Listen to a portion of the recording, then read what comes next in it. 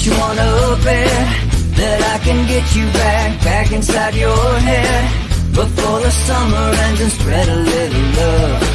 Just for a little fun, I'll make you come back to me before the rise of every sun. Baby, it's meant to be, I know you got a man, but he don't understand. You're gonna be a heartbreaker. You're such a love taker. So just suck me in and you can toss me like a cigarette. 'Cause I just wanna be a bad habit, yeah.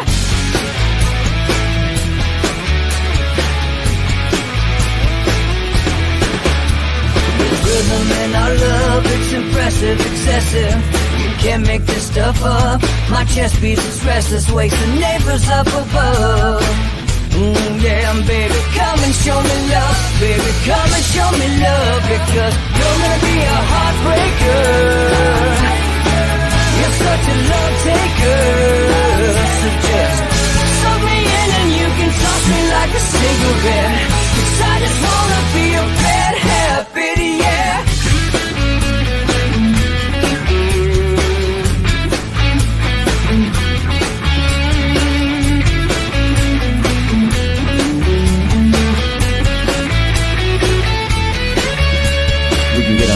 Take a one-way ride, steal us away to find a place we can hide. It wouldn't take much to spear overnight, just to give into the need and leave it all behind. 'Cause I know that you know that I know that you want me. You told me, now show me, come blow me away. 'Cause I know that you know that I know that you want me. You told me, now show me, come blow me away. You're gonna be a heartbreaker. You're such a love taker. So just suck me in and you can toss me like a cigarette. 'Cause I just wanna be a bad habit, yeah. You're gonna be a heartbreaker. You're such a love taker. So just suck me in and you can toss me like a cigarette. 'Cause I just wanna be a bad habit, yeah. Suck me in and you can toss me like a cigarette. 'Cause I just wanna be a bad habit, yeah.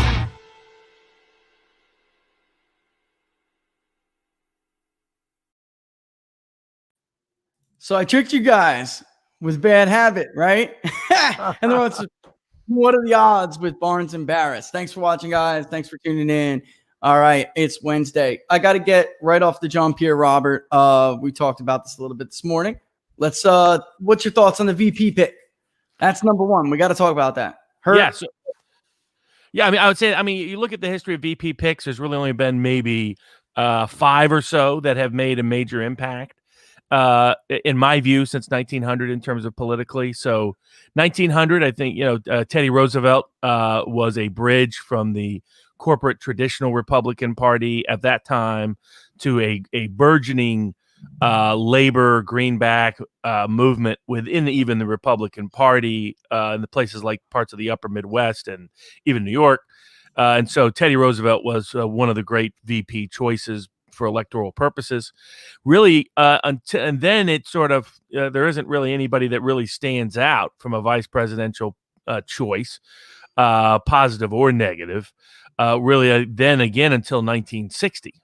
In my view, when John F. Kennedy picking Lyndon Baines Johnson to deliver him a state that was critical, Texas, to keep the South in bay, and to keep the Washington establishment from being unduly concerned about this newbie from Massachusetts with his rogue father in tow, and it likely gave him the election. Now, there are other things that helped him win that election too, but you have to steal some here, steal some there. LBJ was clearly critical. A third choice, which would be counter the traditional narrative, in my view, though, was actually a very good choice for multiple reasons, was Nixon's choice of Agnew in 1968. Reason being, Agnew could appeal to working class ethnics that were a critical portion of Nixon's new base in ways that Nixon himself didn't feel comfortable verbalizing. So Agnew used to give all of Pat Buchanan's hardcore right-leaning populist speeches of the time. Also, for a second reason, Agnew was impeachment insurance. And it is not a coincidence that when Agnew was removed, Nixon then gets impeached. They are never going to impeach Richard Milhouse Nixon if Agnew was the guy that was next up? What was coming up? Exactly. The fourth choice, again, sort of a little bit of a counter-traditional choice, but Reagan's choice of Poppy Bush in 1980. There a lot of the Yankee Republicans and establishment Republicans and Wall Street Republicans were nervous about Reagan and his pick of Bush, while conservatives rightly concerned about what that would mean for the administration, turned out true. It was a very good cross-ideological, cross-geographic pick to a particular vulnerable group within the party. Then the next big choice was a completely counter tradition, which is whereas you'd had a long choice going back to the 1800s. They used to pick vice presidents based on states, based on appealing to key regions. Then the 1900s, a little bit of that was taking place, but a good bit was cross-ideological. Get someone to shore up that part of the base where you're weak within the party. But 1992, Clinton completely bucked that by picking Al Gore. But it was a brilliant branding decision, because it was a reinforcement to middle America that this was a completely different kind of Democratic ticket. This was not Dukakis. This was not Mondale. This was not McGovern. These were a couple of border Southerners, good old white boys, good old country boys. Hence, they had the Confederate flag as part of their campaign symbols throughout the South, where you see Clinton, Gore, and a Dixie battle flag in between. For anybody wondering about it, that's the Dixie battle flag. Technically, it's not the actual flag of the Confederacy. And that's why there's cultural misapprehension about it to this day, but that's another argument. And then really, in my view, a particularly bad choice, Al Gore picking Joe Lieberman in 2000. Lieberman added nothing at all to Gore. Yeah, substantially, it likely helped, was a substantial contributing factor in Ralph Nader's success in 2000. Because Lieberman, the choice of Lieberman confirmed to the left all of their deepest concerns about Clinton-Gore policy. And it may have cost Gore the election, Lieberman, one of the few vice presidential choices to cost someone. But the fourth really best good choice, and this is very counter the establishment narrative, but it's absolutely true by anyone who lived through it or monitored the polling or monitored voting data, and that was Sarah Palin in 2008. Sarah Palin took John McCain from about to be a nobody who was going to get crushed by double digits, annihilation, complete annihilation that may have had devastating effects even broader for Republicans up and down ballot, may have given Democrats an even bigger edge in the House and the Senate, which may have been consequential for things like healthcare policy. For example, there may have been a government-run healthcare system had 2008 looked for all purposes like 1964. And if people remember policy-wise, the so-called great, the second New Deal, the war on poverty and the rest, and all of its government programs only passed because of how big the Democratic landslide was in 1964. It's 1965 and 66 when those laws go through, particularly 65. So depending on where you are in the political spectrum, that was significant. Obama was in a great place to win by 14, 15 points. Democrats were in a position to win 1964 level landslides in the House and the Senate. And that would have put them in a fantastic position to hold hold course in 2010 against a wave. So it wouldn't have been as effective in terms of holding state houses for the purposes of census redistricting. So there was a wide range of broad impact that would have happened. And the only thing that stopped it was John McCain taking a big gamble and picking Sarah Palin. Sarah Palin awoke the conservative populist base. She was from a slumber, complete slumber. They had zero interest in nothing. The Republican coalition was completely falling apart. George W. Bush's second term killed it. And in places like Kansas, all across the country, there was just a deep split. The working class portion of the Republican base wanted nothing more to do with the Bush wing of the Republican base. The fight that you're seeing between never Trumpers and Trumpers now started really then. They just didn't fully understand just how much they were on death's door. Yeah. And the person who saved him is the person they have long demeaned and long hated, and it was Sarah Palin. She brought back working class voters, converted a lot of working class women who were Hillary supporters into Tea Party people 2 years later, in part because the bridge to that gap was, in fact, Sarah Palin for many of those people, as they themselves would tell you. Palin ignited the Republican convention, brought McCain back to single digits, even at one point was close to being ahead before the Wall Street collapse in 2008 and the bailout. Economy don't is not think really my strong suit. Yes, exactly. McCain was always going to be a disaster. I had money on Obama, but I thought Palin was a genius choice at the time. Saw it happen in real time. She started the working class conversion that would manifest itself congressionally in 2010 throughout Appalachia, throughout blue collar America. She was probably the most blue collar connected candidate. Reagan had a natural touch with blue collar people, but not even to the degree that Palin did. Palin was probably the most blue collar Republican in the modern history of the Republican Party, and igniting with a working class base. And that's why the professional class hated her. And that's why they took after her. That's why McCain's own people sabotaged her, so on and so forth. But she was actually a brilliant electric choice, probably the most impactful. It had the biggest impact on moving the numbers, probably at any vice president in American history. And when you know that, and when you know those working class roots, Robert, it's no surprise, even though the Bill Kristols and the other so-called conservatives were stunned when she backed Donald Trump.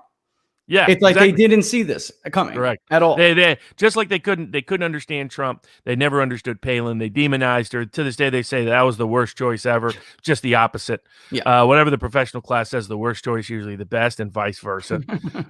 And so that was simply an excellent choice. And then really a good choice. The last good choice was really Trump for picking Pence. Pence reinforced the brand, didn't undermine Trump at any level meaningfully in terms of electoral appeal. And Trump's weakness was with Midwestern evangelicals, church-going evangelicals, the Midwest and the South. He was very popular amongst non-church-going evangelicals, what I call cultural evangelicals. These are folks that love Jesus, love God, love the Bible, but they're more likely to be found in a bar on Saturday than church on Sunday. Yeah. I grew up with a lot of those folks. So my favorite, the Pentecostals, they party on Saturday and go to church on Sunday and pray. But Trump never. The church-going evangelicals was Cruz's true base. That's why Trump lost Iowa. The church-going voters were like, I don't know about this New Yorker that cusses a lot and chases women everywhere. And so Pence gave them great assurance. He was made for TV in terms of perfect casting for evangelical church-going voters, like Captain America too. Like really, absolutely, very much totally like safe guy. And I'm sure Trump loved the look and the rest, but good for branding, good, fit all those standards. And so, what I thought Biden needed was one of three things. One, try to pick off a state. I know there's a lot of data out there that says vice presidents don't have much impact on states in the modern era. I disagree with that data. I think it's because of where those candidates came from and a lot of other dynamics. Like, for example, if you want to impact a state, generally speaking, these days don't pick a senator. In the old days, you used to, because the senators were part of the political machine. They had a ran machine. The political machine, like LBJ did in Texas. These days, pick a governor from that state, because a governor from that state knows that, one, they, especially during a pandemic era, they can literally move the numbers by changing what happens by the executive branch. They can change what happens in terms of the voting structure. They can change in terms of how voting takes place, so on and so forth. Can do a lot of other things to manipulate the numbers, move the numbers. And they really run a political machine to a certain degree. It's not like the old days, but still more so than a senator will or a congressman will. Ride or not ride local election officials. Exactly.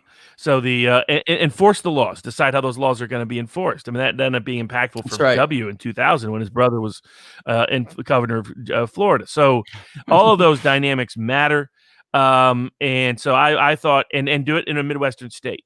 So even though I personally despise Whitmer, I thought Whitmer would have been a good choice for it. Yeah, because if I would have been on the Trump side of the table, I would have said, we're not going to waste any more money on Michigan. We're going to go all in on Wisconsin, all in on Pennsylvania.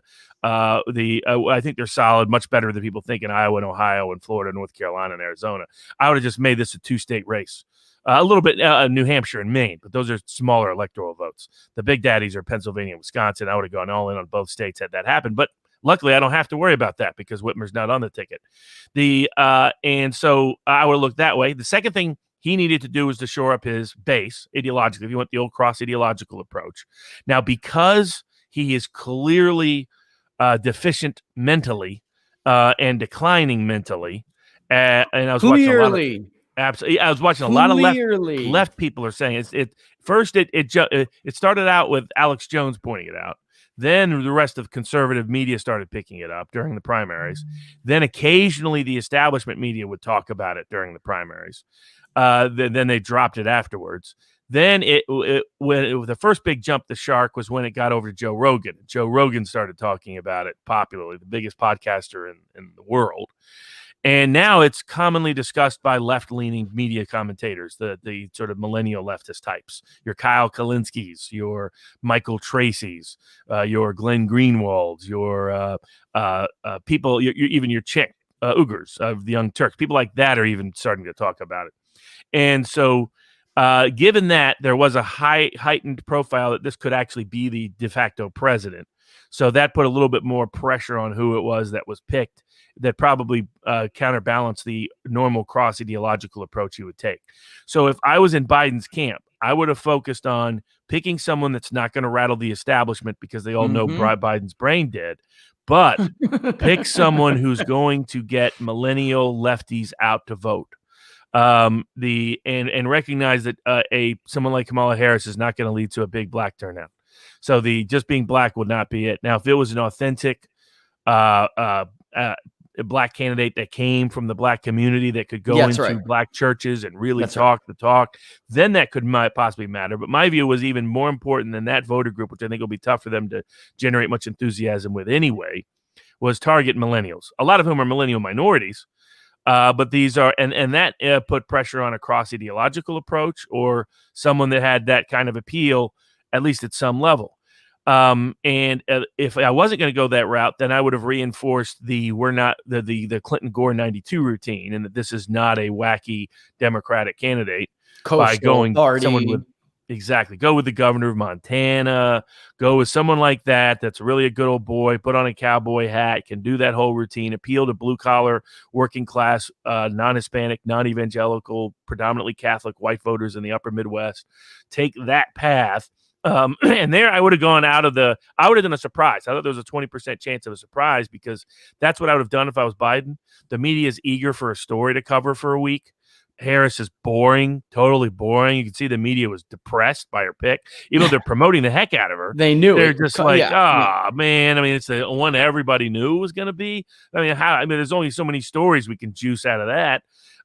Whereas and they've been down this road though, Robert. When she was running, they tried to shine her up and put her out there. And there's a saying in DC. There's a saying, guys, the shine wears off of Kamala really quickly. So you get to know her. You can fake pump her up real good, and it, like on paper sounds great, and then you get to know her, and you get to know about her. I've dealt with her in court. I mean, she's still the dumbest lawyer I've ever been across from in my legal life. That's she the failed the bar. second person to tell me that in 2 days. That's the second lawyer. It's not a coincidence she failed the bar, folks. She had to take it a second time before she got it. The problem is, and this is almost peculiar now for the Democratic Party. They've now only put 2 black candidates on the presidential ballot. Both of them were the descendants of slave owners rather than descendants of slaves. Right. Right. So could go down this route, Robert. Let's be real for a second, because I was debating whether I wanted to go down this route, but I'm gonna.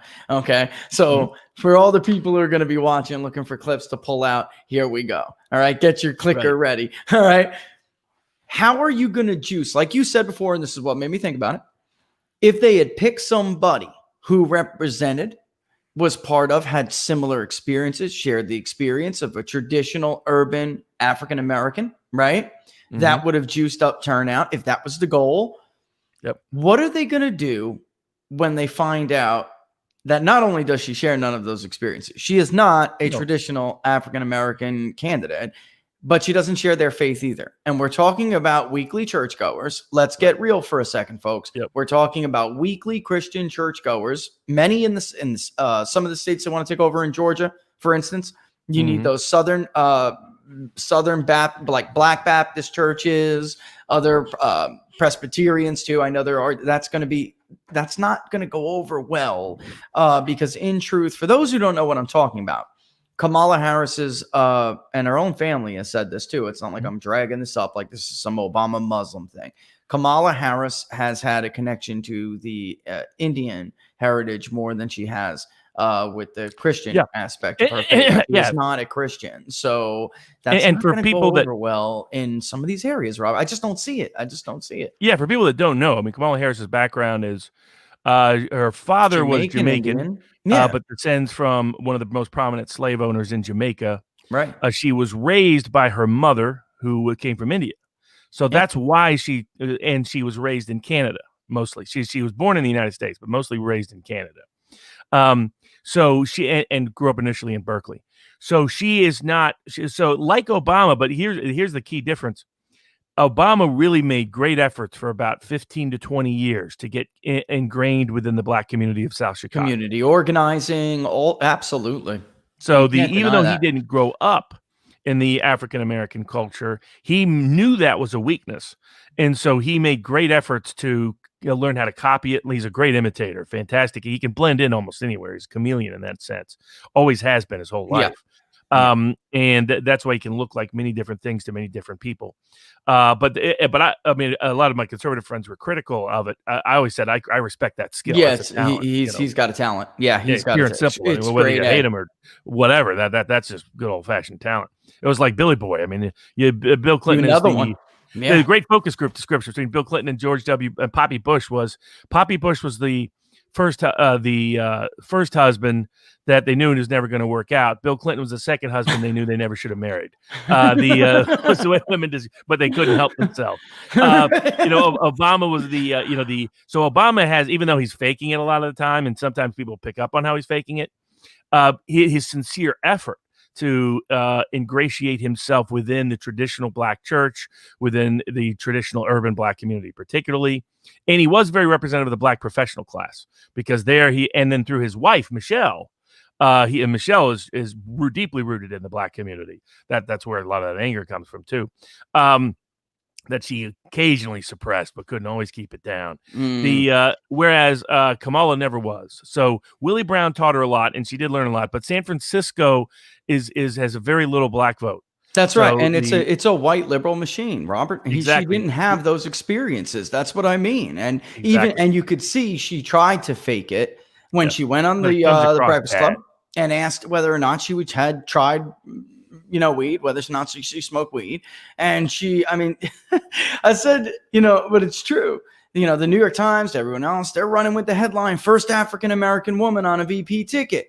That's not the history. The history is the first candidate to be denounced by their daddy. That did not work on that appearance. And it showed in the polls. She got no Black support in the polls.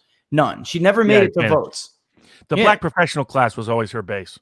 And that's a very small base outside of places like Atlanta or Chicago, and to some degree California, parts of California. But I think it hurts net Biden from an electoral appeal perspective. He doesn't add a state. He doesn't add cross-ideological appeal. He doesn't add, particularly, she's probably the most hated candidate of the candidates she could have chosen. He could have chosen. Totally on the millennial left. And for anybody who wants to doubt that, just tune into someone like Kyle Kalinske. I think it's Secular Talk as a show. I disagree with him about a bunch of stuff, but a very smart lefty populist millennial type. Watch Crystal Ball on the Hill. Absolutely. She will be highly critical of this choice. Watch Michael Tracy. Who's on the sort of anti-war, anti-establishment left. Caitlin Johnston. You could see Michael's vomit come through on his tweet. You could see Mike's tweet. It's exactly to help explain it to conservatives. So bad on so many levels. It would be like Trump picking a pro-choice candidate. Yeah, that's the equivalent of what which would have been a deep insult and would have gone right to the greatest fears that some Republicans had of Trump in 2016. That's right. That's effectively what he did, especially at a moment where this group of voters, the millennial left, they're the ones taking to the street. They're the one obsessed with defund the police, de-incarcerate the system, take on prosecutors, et cetera. And he picked the most pro-police brutality, pro-prosecutorial abuse person within that. And what he did, it's very much a Champagne and Chardonnay pick. It's for that crowd. The professional class will love it. The political class will love it. That's why the New York Times gave her an extraordinary whole front page today. But swing voters will not. And voters, and the way to think about elections is there really is two groups. There's those swing voters people worry about. Just as important is who you get to vote. Yeah, the base, and whether you get them to vote third party or not vote for, or just not vote, period. And there are a bunch of people responding by saying the millennial left type saying, "Oh, that's it. I know exactly what Biden is. I have zero interest in this campaign moving forward." Yep. And the more they think Biden will skate into victory, the more they won't vote. This is going to be a problem for the media trying to manipulate polls, because Harris is going to reinforce that. But they're not going to recognize that, because Harris was a choice made for the donor class. It meant the neoliberal establishment runs things. It also meant something else very critical. I told people back when I told people about 2 months ago to start putting money on Susan Rice when she was like at 4 or 5% in the betting markets. Then told people yesterday or 2 days ago when she goes all the way up to 40%, dump her, because I think that's slightly overvalued, given what's happening with Biden's campaign. Anybody who follows the bets that we recommended and that we'll be recommending on this show is going to make money. If you've been following over the last year, just the up and downs of the Democratic betting, different aspects of the Democratic Party primary process, would have made a lot of money.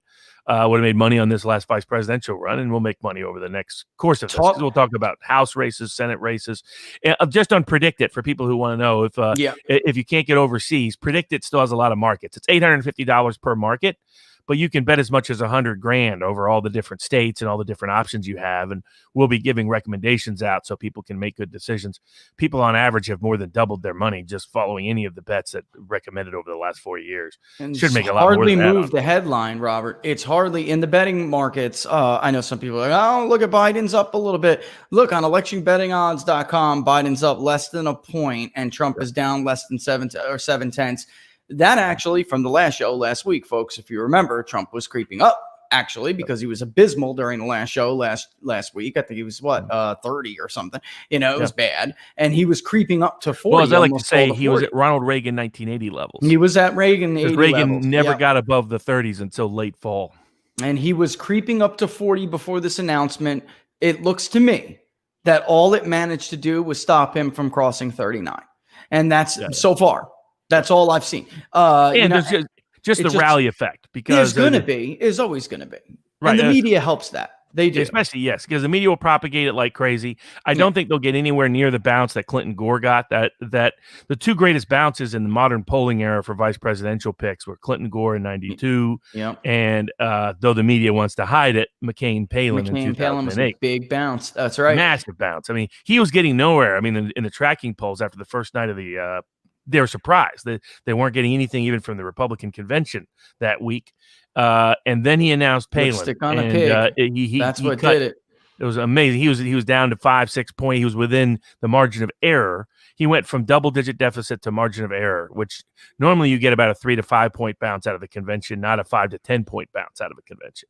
The only two examples of that are the 92 Clinton Gore pick, which was just radically. Now, there were other factors, too. Perot was dropping out. A bunch of things came together. Perfect storm for Clinton that made the convention so impactful. But the Gore pick was huge. They also did a bus tour after that, which was brilliant. So, I mean, the last technically good campaign run was the Clinton Gore campaign of 1992 on the Democratic side of the aisle, in my view. I mean, Obama's people were good in a certain way, but not in the way they were given credit for. The reality is, if I had the first ever black candidate for president that was erudite, intellectual, running against the Republican Party incumbent, that's where the incumbent is at 20 in his 20s in approval, that has a scandal, a bad war, and an economic collapse, I should have won by double. And I'm running against absolutely a guy that's hated by half of his own party. I should have won by double digits. I see some similarities with the job that Biden had. With the job Obama had. Only nobody was ever questioning Obama's fitness or his capability or his professional. That was never in doubt, but he still had, look, let's face it, folks. I think Robert and I both agree on this. I'm not going to speak for him, but there was still an element that needed to be told it's okay. You know what I mean? Like they wanted to vote for Obama, but they still needed to be told it's okay. And Joe Biden was the old white guy. It's okay. Oh, exactly. He was the safety blanket. He was. Now, if I had been Obama, I still would have gone I would have gone with a more of a change-oriented personality. He could have. That might have still that still might have satisfied the markets, that Obama wasn't going to go off the edge anywhere. He may have lost Indiana, but that's it. I mean, really, exactly. I think he could have added particularly if I were him during that time frame, if he wanted to really calm the fears of working class voters who had concerns not about his race, but about the professional class takeover of the Democratic Party, a sort of neoliberal establishment politics they had zero interest in. As I remind a lot of my Republican friends, Missouri, just like Idaho, just passed Medicaid expansion. That's right. When it comes to economics, they are still on the left. I mean, when they tried to look at the ideological profiles of voter groups in 1988, they found on economic issues, two groups were the closest: Pat Robertson's and Jesse Jackson's. People forget Pat Robertson recommended Jubilee, which would have literally canceled debt every 7 years. So because I'm against banks, I'm all in favor. How quickly we forget. No doubt about it. It never ceases to amaze me with politics. It really going doesn't. back to the Biden choice, the other big tell, what I told people was if Harris is picked, then the neoliberal establishment is the real power behind Biden. And in fact, Obama's infrastructure is still in control of the Democratic Party. The second aspect, though, is if Harris was picked, but if Rice was picked, it could still be Obama's infrastructure. Just meant the deep state had more power. Yeah, it had a little bit more leverage. Yeah. Yep, exactly. And they almost got it. They almost derailed it. They were very close. They almost derailed it. The media is not telling this story. They're not doing that. Harris was not picked as of 4 days ago. This was a complete show. Right. This was, and I don't mean a show like a charade. I mean, it was a show. Okay. There's a reason why they had to give him the talking points. She wasn't supposed to be the pick 2 days ago. And this is another good way. They had it. Typically, presidents really pick people they like vice presidential, other than you're like, Kennedy hated Johnson, but they had to pick him to win. But the other than those kind of choices, Biden is a guy that's is an old school Democrat in one way. He's an old school machine guy, but he only likes to, and he himself said the number one priorities for him were someone he knew and someone he was comfortable with and someone who was loyal. That's why Chris Dodd, who sort of reflects the alter ego of Biden, has been waging war on Harris being picked. The fact that Harris got picked means that Biden is not making his own choices even for vice president now. Yeah, no, he's not, Robert. I know it. I know it to be true. I know they were bouncing back and forth. They were having leak wars. It was a tug of war between Team Harris and Team others. And I mean, and Harris actually looked to be derailed a couple of weeks ago. It looked over. It looked like they had her. But Rice's problematic history was a problem. Yeah, and they don't know what's going to happen. The fact the Flynn case is going on and continues to go on. Yeah, I think all of the Spygate scandal stuff ultimately undermined her. The other thing is Harris is a great backroom fighter, not so much in legislative, but for institutional politics. Now, this goes to another factor. Generally speaking, if you want to topple an incumbent, you look for governors for the top or the bottom of the ticket, and you look for people that come from parts of the country that are politically competitive.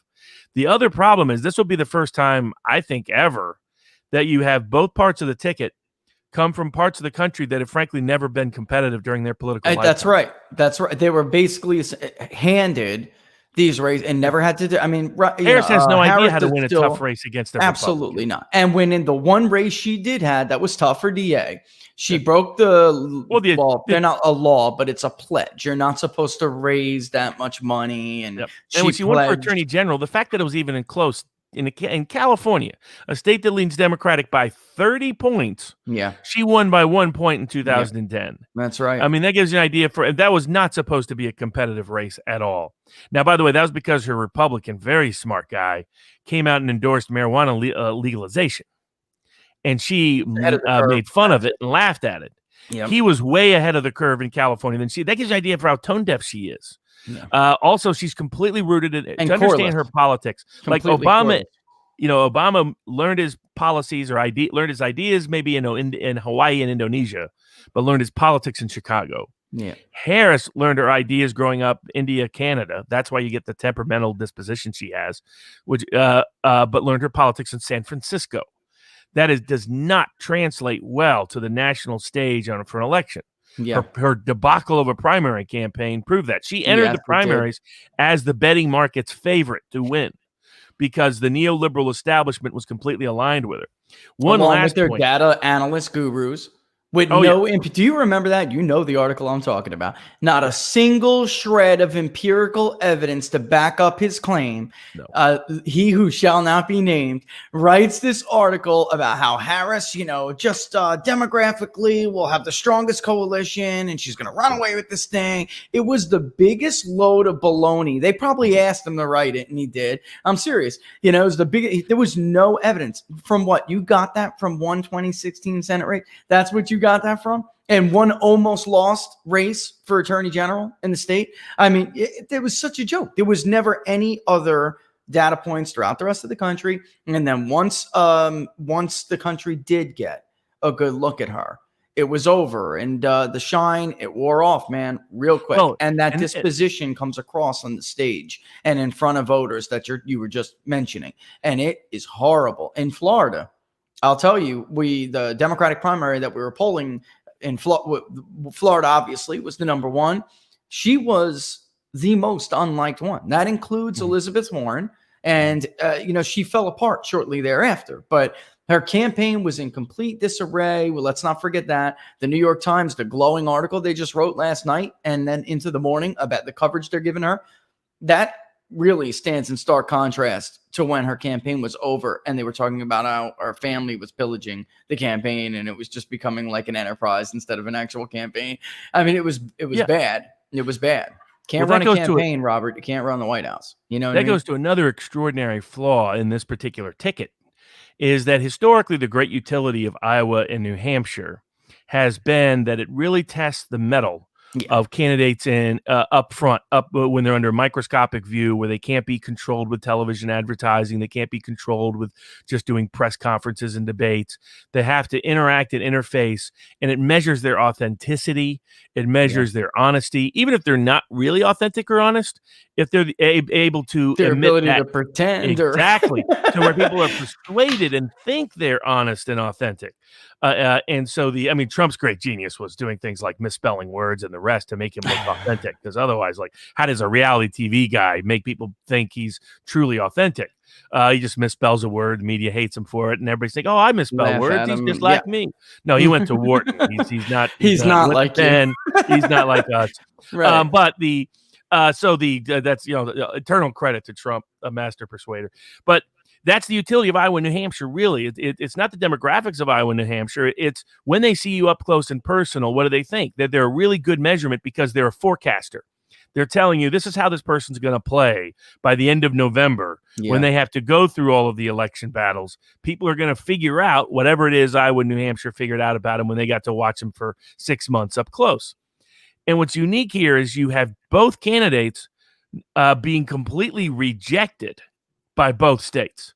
Iowa saw Biden up close and personal, wanted nothing to do with him. Mm-hmm. Same with New Hampshire. And that's not new for Iowa. That's the third time they've told Joe Biden that. Take a walk. That's right. And they said the same thing to Kamala Harris. She had to drop out before any of the races got going because of how bad she was doing up close and personal, because they could read how fake and phony she was, how unrelatable she was, how detached she was. She comes and so that's the other great weakness. I mean, they don't have someone who's a good campaigner at all. They don't have someone who's an engaging. Biden used to be not back in the day, like an Iowa kind of guy, but he could have at least filled in the gaps in 2008. Back in the day. He was a fine bulldog, get on the bench, attack. I mean, that's why in 2012 he said if Mitt Romney wins, all the black people are going to be back in chains. Right? He could get away with all that kind of stuff. He knew how to do that. She's not even proven that capacity.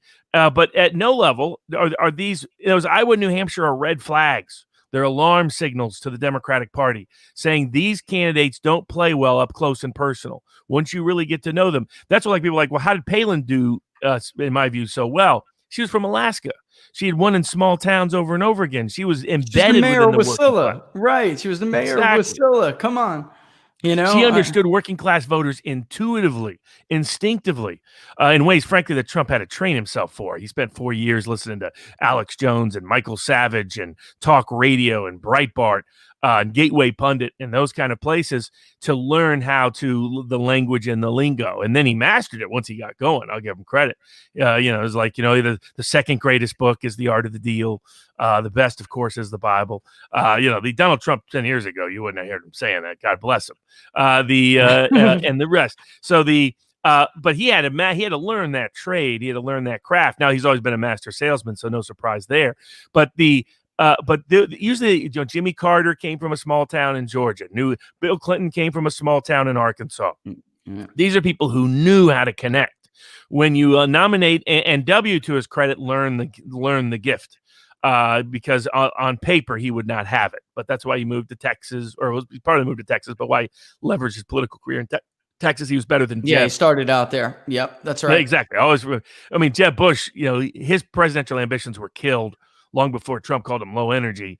It was when Lawton Chiles in 1994 during the gubernatorial race, after Bush said something that reminded people of Bush corruption, Chiles said, son, never talk about rope in a house where there's been a hanging. And old Walking Lawton just crushed him overnight. He was part of an old school populist Democrats we won't see probably in our lifetime anymore. Exactly. They're gone. So, but the last final point I think on Harris is she reveals how much the neoliberal corporate America sees the world. Yeah. Their solution, like, okay, how do we totally get key voters out? How do we get this? Oh, let's pick someone with the right color and the right gender and the right citizenship background, because we got daughter of immigrants. Do you think any Mexican-American on the West Texas border looks at Kamala Harris and relates to her immigration experience? Number one. Number two, that she's African-American. This was already an undercurrent with Obama. People like Kanye and others verbalized it, where a lot of black men were like, that guy's not really black. The old statement, after my client, they used to say, well, are you Wesley Snipes black or not? The true black. They were not. They're not dipped in black culture. But Obama at least tried, and the people who loved Obama were African American women because they wanted their sons to grow up and be Barack Obama, erudite, intellectual, cool, calm. They loved. They were the ones who drama Obama poured out in the polls in 2012. Yeah, they did. They saved them. The same reason Johnny Cochran picked mostly black women, not black men, to sit on the O.J. Simpson jury. They were going to see their own son at risk. And so there's not going to be any great black voter. The idea that black women will turn out for other black women is not really the case. They don't understand. Those are church women looking after their son when they saw Obama. They're not going to relate to Kamala Harris at the same level at all. The other factor, too, is present is after the first black candidate wins, the same degree of enthusiasm for race-based relationships diminishes. So if you study any senator race, governor's race, mayor's race, once a black candidate wins, it loses its luster. Exactly. You don't see the same turnout for the future. We saw that with Gillum, Robert, in Florida. What we saw really was just a bunch of white people and they kept thinking a bunch of black voters were going to pour out for him. Never happened. And then the third aspect of this identity-driven politics, I think it will lead to women voting for that. That's not the case. At least with any women that were in any way marginal voters, the kind of women who right now still want a woman on the ticket from the left are women who already hate Trump and were guaranteed to vote anyway. So the group she appeals to is a group that was always, one, going to vote against Trump, and two, always going to vote, period. So the upscale women, the professional class, the political class. So the only benefit of Harris is it stabilizes the donor base and it stabilizes big tech, who would obviously will do everything they can to help the Democratic ticket. That's it. It helps the institution. They were going to do that anyway, though. They were going to do that anyway. No doubt about it. They're in bed with China. They hate Trump for a range of reasons.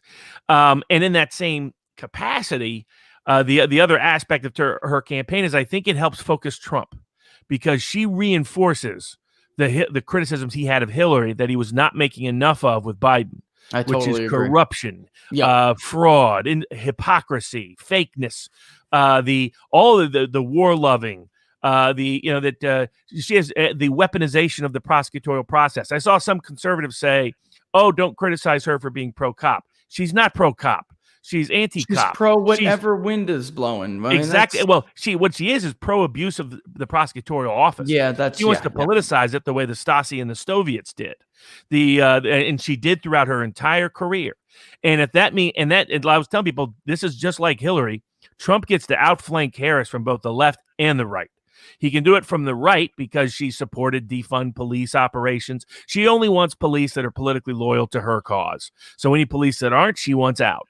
This is a San Francisco kind of history. There are stories like that too. I was just going to say there, folks, wait until look, maybe the big media is not going to do it, but alternative media is going to do it. And and honestly, we had to do it in 2016 because they weren't going to do it for Hillary either. Right. The stories are, and look, what are we talking? An hour and a half on Saturday about this? Massive. I have a big file on Kamala Harris. Yeah, there's wait, folks. I mean, there's a case that we'll see who ultimately covers it. I'm letting multiple people take a bite at it. But she was neck deep. Yeah, it's a classic corruption scandal where involves one of the major Wall Street traded home construction company that stole basically $1 billion from the California pension fund, which has been notoriously corrupt.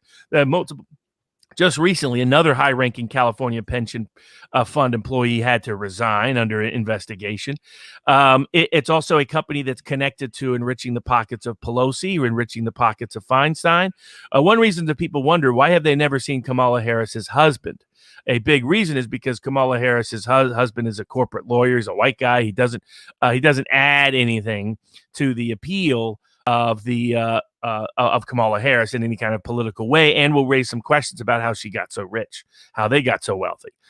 So there's a range of corruption scandals involving Harris that are deeply problematic. She deliberately kept an innocent person in prison. She knew that they were innocent. There was no doubt about it. It's one of the only cases like that in the country. Can I play the Gabby? Can I play the Tulsi Gabbard clip? Let me. That's a great clip. I mean, it's mashed together. Defined who Kamala Harris was, and that's only the tip of the iceberg. This is that's what I was just going to say. This is it smushed in. Really says it because it's not the entire 8-minute thing. It's smushed together. All of her key wham, wham, wham. And by the way, it's what part of the Republicans should have released yesterday. I know everybody was excited about that Trump hit ad. I was not. I like the snide comment about Joe Biden's too dumb. Yeah, not smart enough. That was great. And that's I did like that ad, but it can go beyond this. It's a conventional kind of conservative approach. In other words, I get it. It's like what the left would do when Pence is nominated. Oh, by the way, he's conservative on this cultural issue that's unpopular with their base. But my view was the Gabbard piece is great because it comes from another Democrat. Yep. 2, I would have been playing what she said about Joe Biden being a racist, and would have played the piece about what Joe Biden. They got that out today. Exactly. Joe Biden being pedophile. And they're starting to generate that. I just would have been. It's so much more effective when you see the other side condemning themselves. I thought that was always a problem with nominating her. She said that Joe Biden probably did sexually harass women. That's a bit of a problem. This was Chris Dodd's warning, by the way, behind the scenes. Yes, it was. Chris Dodd because it's the easiest place. She's going to kill us. Even the institutional press has a hard time not asking that question. Yeah. Because they know it's so obviously hypocritical if they don't ask it. So they're going to ask why did you say Joe Biden was a racist before but not now question at some point. Mm-hmm. And they're going to ask why did you say Joe, if you're really a Me Too believer, why are you on the ticket with someone you said is probably guilty of sexual assault? When they asked her about Tara Reid, folks, I mean, that's what he's talking about. And that is what, and I know you won't hear any more about this, but this is what Chris Dodd was worried about and what he was saying behind the scenes. He was saying, look, Donald Trump's not going to defeat us. Kamala Harris is going to defeat us because it's going to be her words back thrown on us. She's disloyal. She may slip up on the trail and reinforce it because Kamala cares about Kamala. That's it. She's not. And she did not do well in live interviews. She did fine on the debate stage because she's a trained lawyer. Fast. But live interviews, you get any access past that phony facade of hers. Yeah, she tends to make dumb mistakes. That's why she made the mistake of saying she wanted to ban all private insurance. Like those are some of the things I would have highlighted. That she wanted to ban all private insurance, and then throw in the joke, make a comedic aspect of her wanting to basically end red meat, ban plastic straws. The dumb, crazy. Governmental control activity that nobody can understand. It doesn't really matter whether you're on the right or. And she gets that Pelosi attitude. Once you get past that surface of what they think you're allowed to ask them, once you get past that, they start wigging out, and it's like they can't. It's that San Francisco. It's that very liberal, that liberal shore coastal attitude. Like, how dare you ask me anything that you're not approved to ask? I wasn't ready for that. How dare you put me in this position? Not that you have a right to get the damn answer to the question. How dare you put them in a position where they don't have the right answer and haven't practiced, have been coached. I mean, it's crazy, man. It's crazy. That was the other thing I didn't like about the ad. They didn't match verbal and visual. Yeah. Harris's greatest visual skill is that she laughs and smiles very easily. Right. I'm trying to do it. And the way she does it in a way that's very quite effective. It was, if you trick your mind to think about something funny every time you laugh or smile, then it will come across as authentic because it will be authentic. Your ears outside your eyes will move, as opposed to that fake politician smile that, while like you're Ted Cruz loud. has. That's totally creepy. Right. It's like, What are you smiling about, man? I would have not included her smiling or anything else. There are plenty of shots of her looking fake and phony, especially when she gets caught in a lie or gets We're caught. going to see it right now. Yep, exactly. We're going to see it. Let's play it. Okay. This is what he's talking about. Now, Senator Harris says she's proud of her record as a prosecutor and that she'll be a prosecutor president, but I'm deeply concerned about this record. There are too many examples to cite, but she put over 1,500 people in jail for marijuana violations and then laughed about it when she was asked if she ever smoked marijuana. She blocked evidence that would have freed an innocent man from death row until the courts forced her to do so. She kept people in prison beyond their sentences to use them as cheap labor for the state of California. And she fought to keep cash bail system in place. That impacts poor people in the worst kind of way. When you are in a position to make a difference and an impact in these people's lives, you did not. And worse yet, in the case of those who were on death row, innocent people, you actually blocked evidence from being revealed that would have freed them until you were forced to do so. There is no excuse for that. And the people who suffered under your reign as prosecutor, you owe them an apology. Did you guys see it at the end there? I Yes. actually thought the first clip was going to show it because if you let it go a little bit more, she does. And she starts to like do this like shaking her head no while smiling thing. She gets which that is really contemptuous weird. disdain. And that that's is what that represented. caught. Exactly. And that's the visual they should have. They should find all the visuals where A, she either looks fake, or B, she has that contemptuous disdain that is exactly who she is at core, that represents that San Francisco belief about the rest of middle America. How dare this unwashed masses. Well, like How Trump used to dare make they- a point in 2016. He's like, all these people doing hit ads on me, and they keep showing me taking these great golf shots. He goes, I look great on that one. Which told me, by the way, that he didn't vet that ad. He might have vetted part of the script, because the not smart side is a Trump kind of little jab to put in. But he didn't vet the visuals because he was used to be very. I don't have confidence in any of Trump's campaign people. I think they're morons when it comes to fundraising. They keep sending texts that say that are designed to be attacking, which makes no sense to me. On you. I don't know if some of you guys. Exactly. As an individual, if you're on Trump's list for the last month, beginning stuff like, why don't you care about Trump? I guess you abandoned Trump. President Trump's mad at you for abandoning him. The things, this has never been good fundraising tactics. It doesn't matter because people are rallying to Trump for reasons independent of these ads.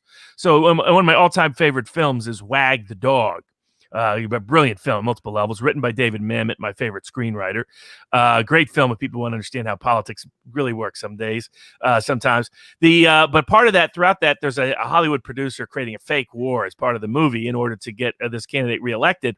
But they're showing the lame political commercials that they're running, like don't change horses in midstream. And those are the people who get credit at the end when they had absolutely nothing to do with success. And that's what Trump's campaign people remind me of. I hate those texts, Diane just said, one of the viewers. I just put it up. I hate those texts. I don't even read them anymore. Never do things that antagonize the people you need to raise money for you and organize for you.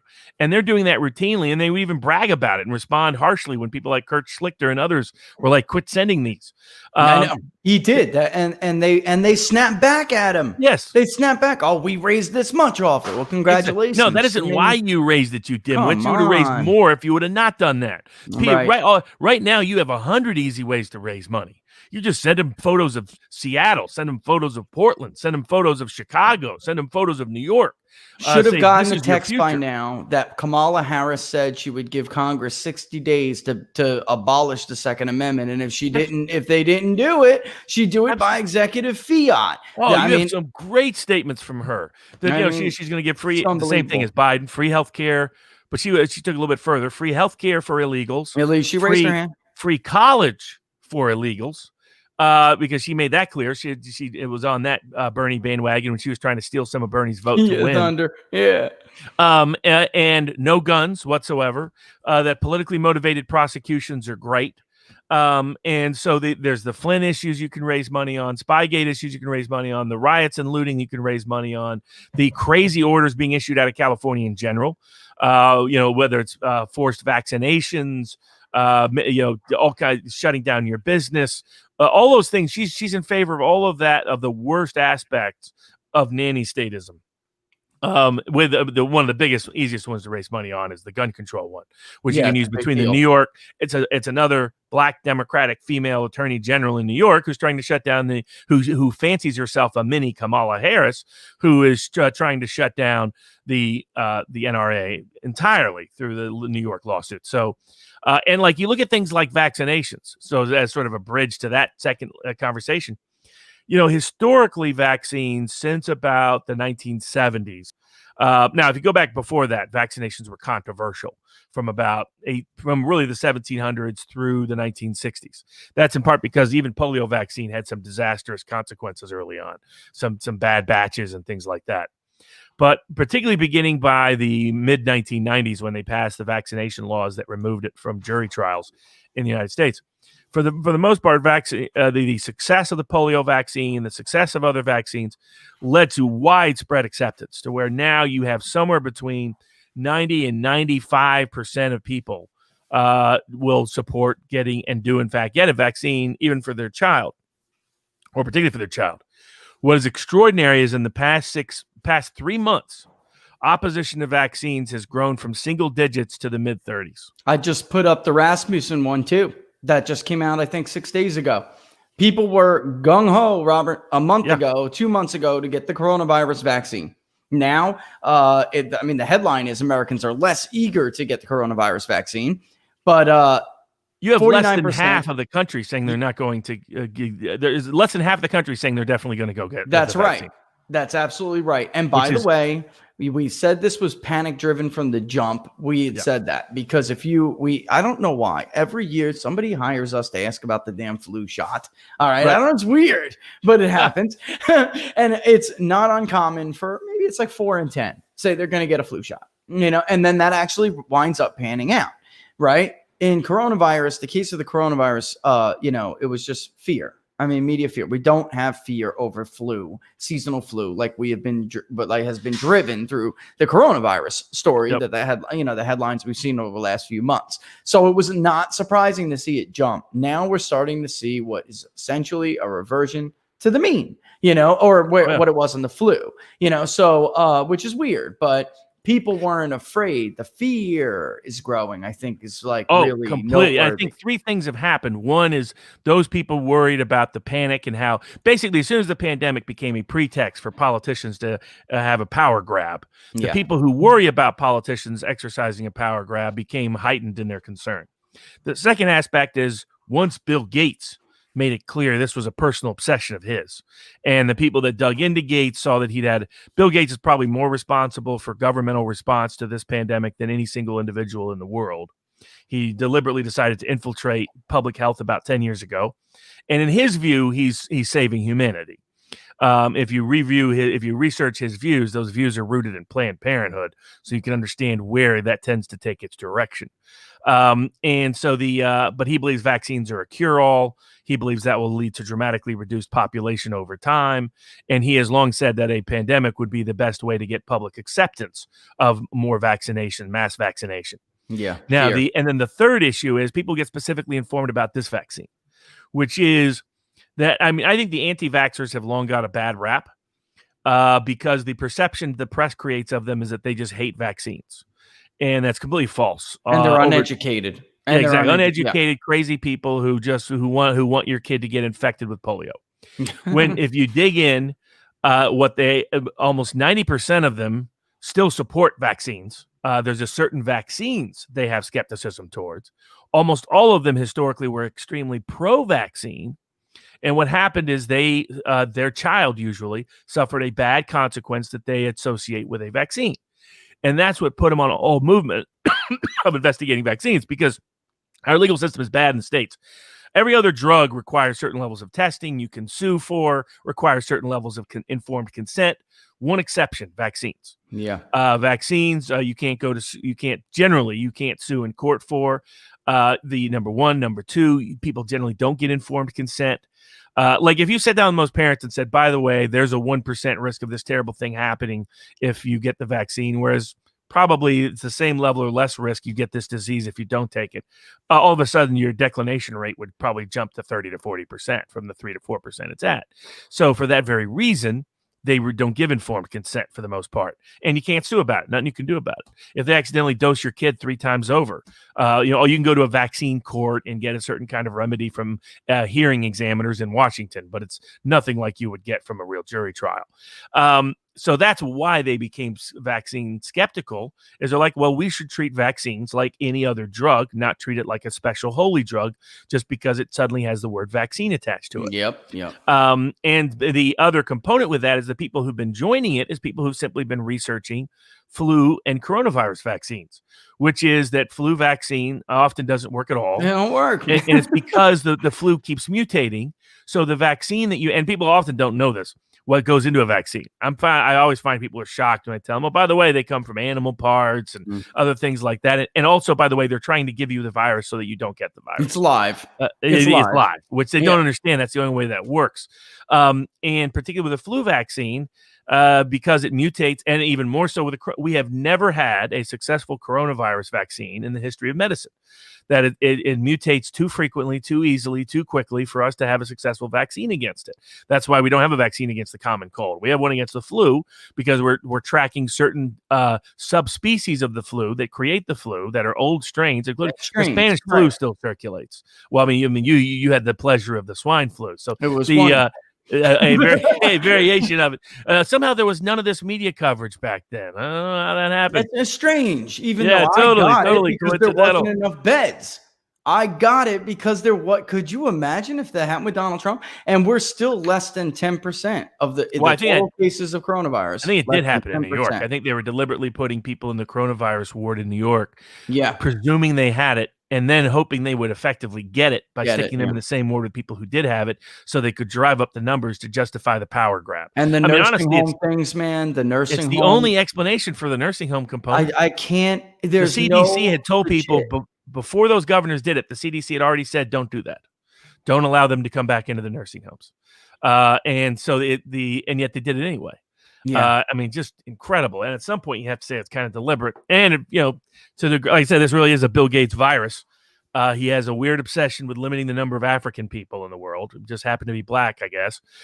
And he supports death panels. You can go back, just YouTube, Bill Gates death panels. You'll see him talking about it. He slips up once and says, I'm not supposed to talk about it. But really, should we really save old people's last 3 months of life compared to, think about all the teachers we could hire with that money. I think that some people would be surprised how very common that is on in the elitist. Particularly, the San Francisco, Seattle, Silicon Valley left. And these are people who some of these people think we live in a simulation for, crying out loud. I mean, these are people who don't have the same view of human beings, the humanity of human beings as others. And Kamala Harris carries that deficit with her. She doesn't come across she comes across as a person trying to act human. Like a robot who's been trained to try to, and she's really practiced the smiling and laughing part in particular.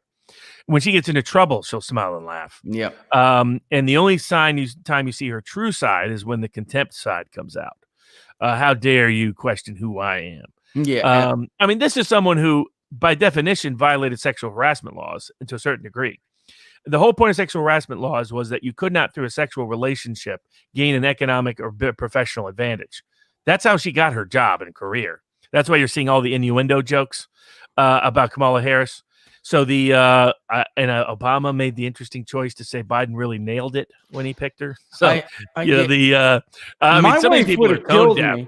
My wife that was just like, okay, you don't even understand the joke, or maybe you are in on the joke.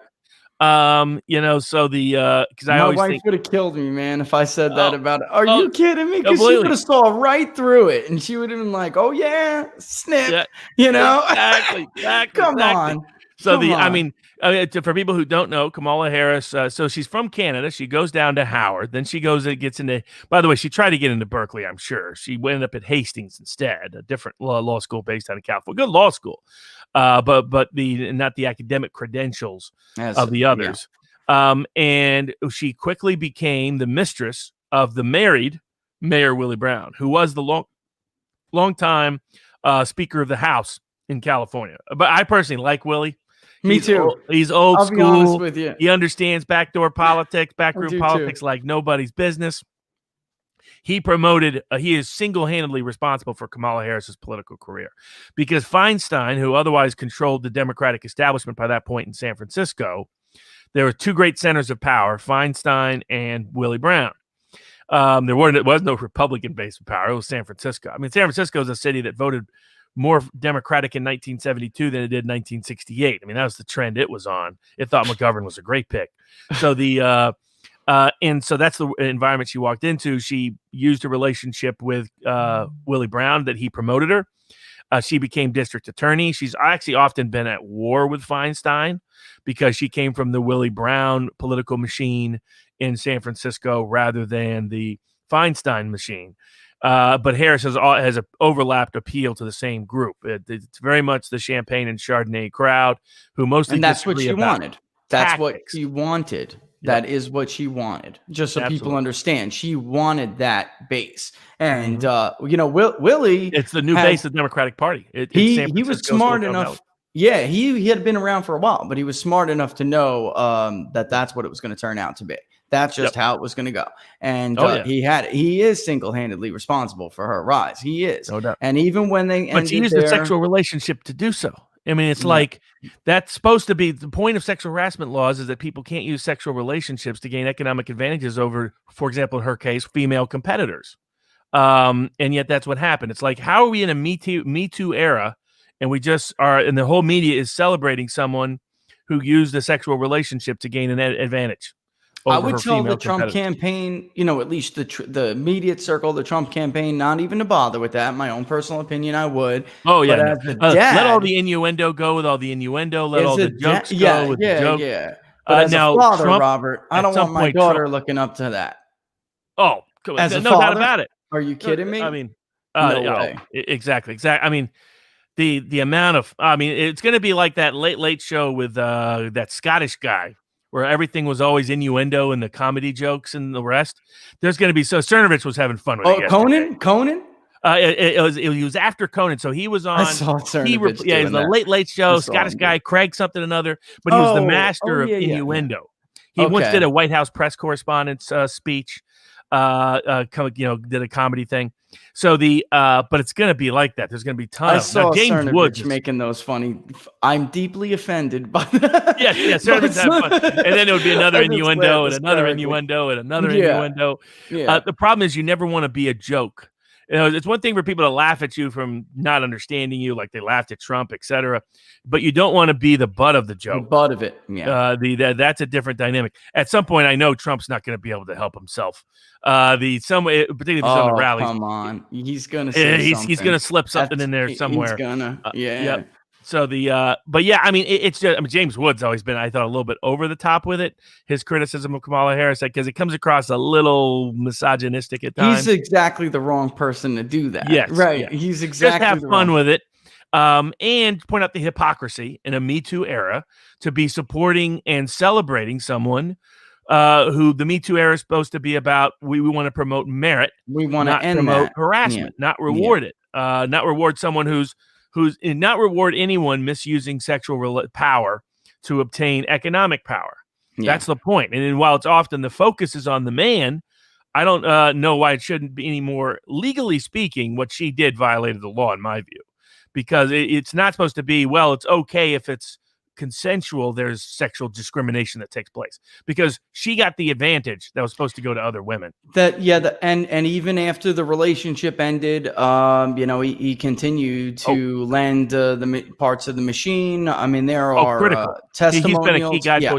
Now, I think he's right when he basically publicly said bad idea for her to take it. Now, I think, by the way, he put that out when the word was that Rice was the choice. So I think he was trying to create a pre-cover story for Harris. Yeah. But I also don't doubt he thinks that. Brown is going to be the kind of guy who knows that this is much more problematic campaign than the Democratic establishment. And people understand it to be. Yeah. And that she has more to lose than to gain, because if the Biden loses, a lot of that blame is going to be, oh, look, Biden was up 10 until he picked Harris. And some it's within just the the Democratic end of that Party. era, Robert. It's the end of that era. Like the the Nixon Ike, it's like we haven't seen that manifest over the year. Gore was a loser. Even Herbert Walker Bush, he was, and that's who Harris reminds me the most of. She's very Al Gore. Yeah. And that everybody saw Al Gore as fake. Particularly when he ran as robot-like. That's what you said. Yeah, robot-like. And Al Gore was the same way. Very particularly when he was running for president. He tried to turn himself into something he wasn't doing as the number 2, like in 92. And he wasn't acting that same way, and it was odd. It just came across. And then I think the day Bush killed Gore was the day that Gore was stalking him at the debate. That was it for me. I'll be real. I'll tell everybody, that was like my first presidential election, I think. And that was it for me, Robert. When he did that, I was like, oh, the hell with it. I'm voting for Bush, because he was just like, hey man, get up off me. It was so funny. It was very real. Well, I bet on Bush though. That was always going to be a tough one, because by my historical metrics, it was going to be a toss-up. It was going to be like 1960, and of course, it did end up being a toss-up. But I thought the fatigue from the Clinton scandals, where the voters were just going to be tired of just wanting to move on past it. Yeah. And then I think it's good. And then as soon as he picked Lieberman, I thought that was such a bad choice. He needed to pitch someone that either the Naderite left said, oh, okay, Gore's going to be okay. He's going to be a little different. He's going to move in a better direction. Or someone that would appeal to the populist older voter. And he failed both. Yeah. And once that happened, but W was part of it was the economy was great, but W was and the Democratic Party was otherwise united. But W was people had such doubts about that Bush name that I think that's because I think otherwise he should have won by 2 or 3. But I think it was a drag on W, that even though W was a much better candidate than his father, I agree. that was the limitation was, do we want to go back to a Bush? And then of course all the doubts proved true to those skeptics in 05 and 06. That's why they turned on him so fast. He didn't have the base that Trump had. Trump could make a lot of mistakes, and as long as he doesn't betray his base will be with him come through thick or thin. W's base was always wide but thin, whereas Trump's base might be a little narrower but much, much deeper. Much more solid. Much more solid. He has Bush ran as a different guy pre 9/11. He, the base that he put together. Oh, completely. He was the anti-war guy. He was we don't need a global policeman. That's right. He was the one saying we don't need to go into Iraq when Gore was itching to go into Iraq. He was dying. They're escalating sanctions for the purposes of making Iraq war possible. Yeah. That's what I tell my liberal left friends. I said Gore would have gone into Iraq. He just would have had a different excuse. Of course he would have. The great advantage for Democrats is they always get away with war because it's always for the women and the children and the apple pie and the kids and whatever other nonsense. Democrat, when a Republican goes to war, I always tell people, if you're anti-war, better off with a Republican going to war, because nobody's going to believe their reason. They'll be like, you're just there for the money and the power and the oil. The Democrat way, that's always about the women and the children and peace and freedom and whatever the nonsense is the excuse. In our polling, Trump's comment was genius. It polled really well when he would bash Bush and he would say, you know what, I was against it. And there was some people who always like to challenge that claim that he was, but then he'd say, but if we were going to go, we should have took the damn oil. You would be shocked how it was always the left-right combo with Trump. That's what always. Like when people were saying, you could go after Harris's police record, prosecutorial record. I was like, yeah, you can. You can attack it from both the left and the right, just like he did with Hillary. I did the First Step Act. Plus, I'm the law and order candidate. So I was saying this earlier. The law and order candidate who believes in second chances. She's whatever the hell she needs to be, And I mean, what she is let's weaponize every aspect of the political and legal process. I think you got that. I didn't see that fully until you said that before. That really is who she was. It is. You're right. And yesterday, there's a lawyer from California. I didn't get her permission to say her name on the show today. I'll ask her though, and she said that she was always that is true. so true. Oh, That it was absolutely. really just about Kamala and hurting people who she thought needed to be hurt. And then Exactly. she also said that the lower class people were her sacrificial lambs completely. to the rich elite, in the Rolodex. A human being doesn't matter in her world. Yeah. So the in her world, it's okay. I mean, she was caught over and over again. She had a completely corrupt evidence unit in San Francisco. They contaminated over 600 cases. They knew that the main person involved was corrupt for years before disclosing it. Other case, that was just one example. She went after parents. I mean, she's the kind of person to go after pot smokers, to go after parents for their kids not going to school. She's the kind of person who's going to lock up somebody for not wearing a mask or opening up their business or not wanting to take a vaccine while she lets rapists and murderers walk free so they can vote Democrat in the fall. That's who she is. And turned a blind eye. Like I said before, we're not even talking about an inherently Christian woman. She has anti-Catholic bigotry that really runs. You could see it in that exchange in the Senate. Runs pretty deep. But if the archdiocese gives her some money, she'll look the other way when the priests are touching kids. Oh, exactly. She helped cover up the big child abuse scandal there in San Francisco. Folks, it's coming. And when faces and names are put to those stories, because they haven't been yet, it's going to get real. There are rape cases she mishandled and mangled, sexual assault cases. Obviously, there are a bunch of pedophile-related cases that she covered up for or hid or didn't deal with properly. I mean, yes. I mean, all she does is sit there and does a political filter. I mean, some of the people that are in the Attorney General's office of California right now are still trying to cover for her in that case involving Lennar. So and then she helped basically a major construction company steal $1 billion from the state of California and make sure that they suffered no consequence for it. And her political allies at the Attorney General's office are still helping her do so. Same thing with slumlords too. Same thing with slumlords. Yes. Slumlords. She targeted people for their speech. She tried to keep third-party independent candidates off the ballot. I think the part that's not going to quite resonate, like the Ben Shapiro approach of call her radical left, is wrong. That's lame. It's not going to make any effect. The way to attack her is from the left and the right. That she's a attack her the way you can attack all neoliberal establishment people. Attack them from the left for not really being populist and authentic, and for the various the constituencies they claim to care about, they actually abandon. And attack them from the right because they embrace all the woke nonsense.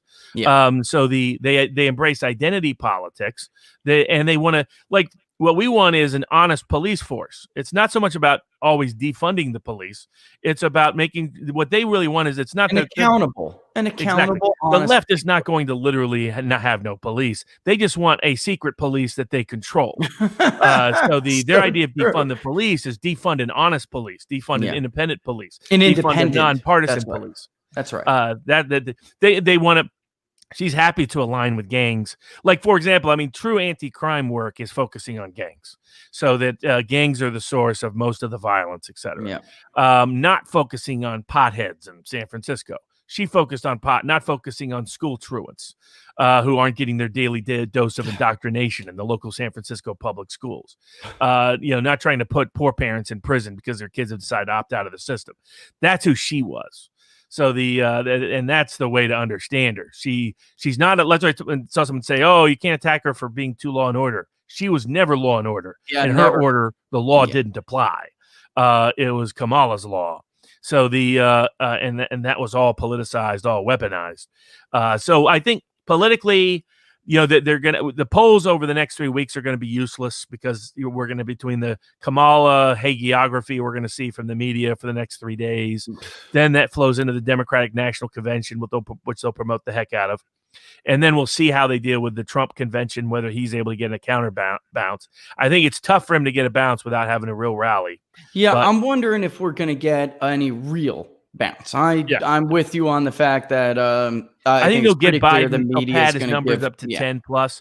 They want Kamala Harris to look good, so they'll probably poll right after. My guess is a lot of the polls went up right after the Democratic convention, before the Republican convention, because they want the most. They did this badly in 2016. They did. They polled it. So there are a lot of states that they only polled right after the Democratic National Convention. Yeah, timing is key for them. Oh, absolutely. Timing is absolutely key. And I want to just looking at because I'm looking at the sidebar conversations. In 2016, because they got the Change Research poll out showing Trump down by 6 in Florida. there's just something I want to say about Florida. First of all, the polls in Florida are getting worse. They're just getting worse. They're not getting any better. Yeah, no. Number two, in 2016, while it is true, because I see the side debate, while it is true that Trump was up in a few polls, those polls are either no longer polling or have not polled in a comparable time period. The one and only one was the Chamber of Commerce, and they had Trump up in their last poll by 1 or 2 points. So that's the Remington Research gone. Dixie Strategies gone. CNN used to be polled by ORC. They're gone. I could keep going down the line. The ones that showed Trump was not, he did not retake any kind of a lead in Florida until October, when Ann Sulzer was the first one to go Trump +1. And then and then some buckling began. Before that, folks, it was Clinton +6, Clinton +9, Clinton +4, Clinton +9, Clinton. That's all it was. Go back and look at it. And I love RCP, but they don't show you.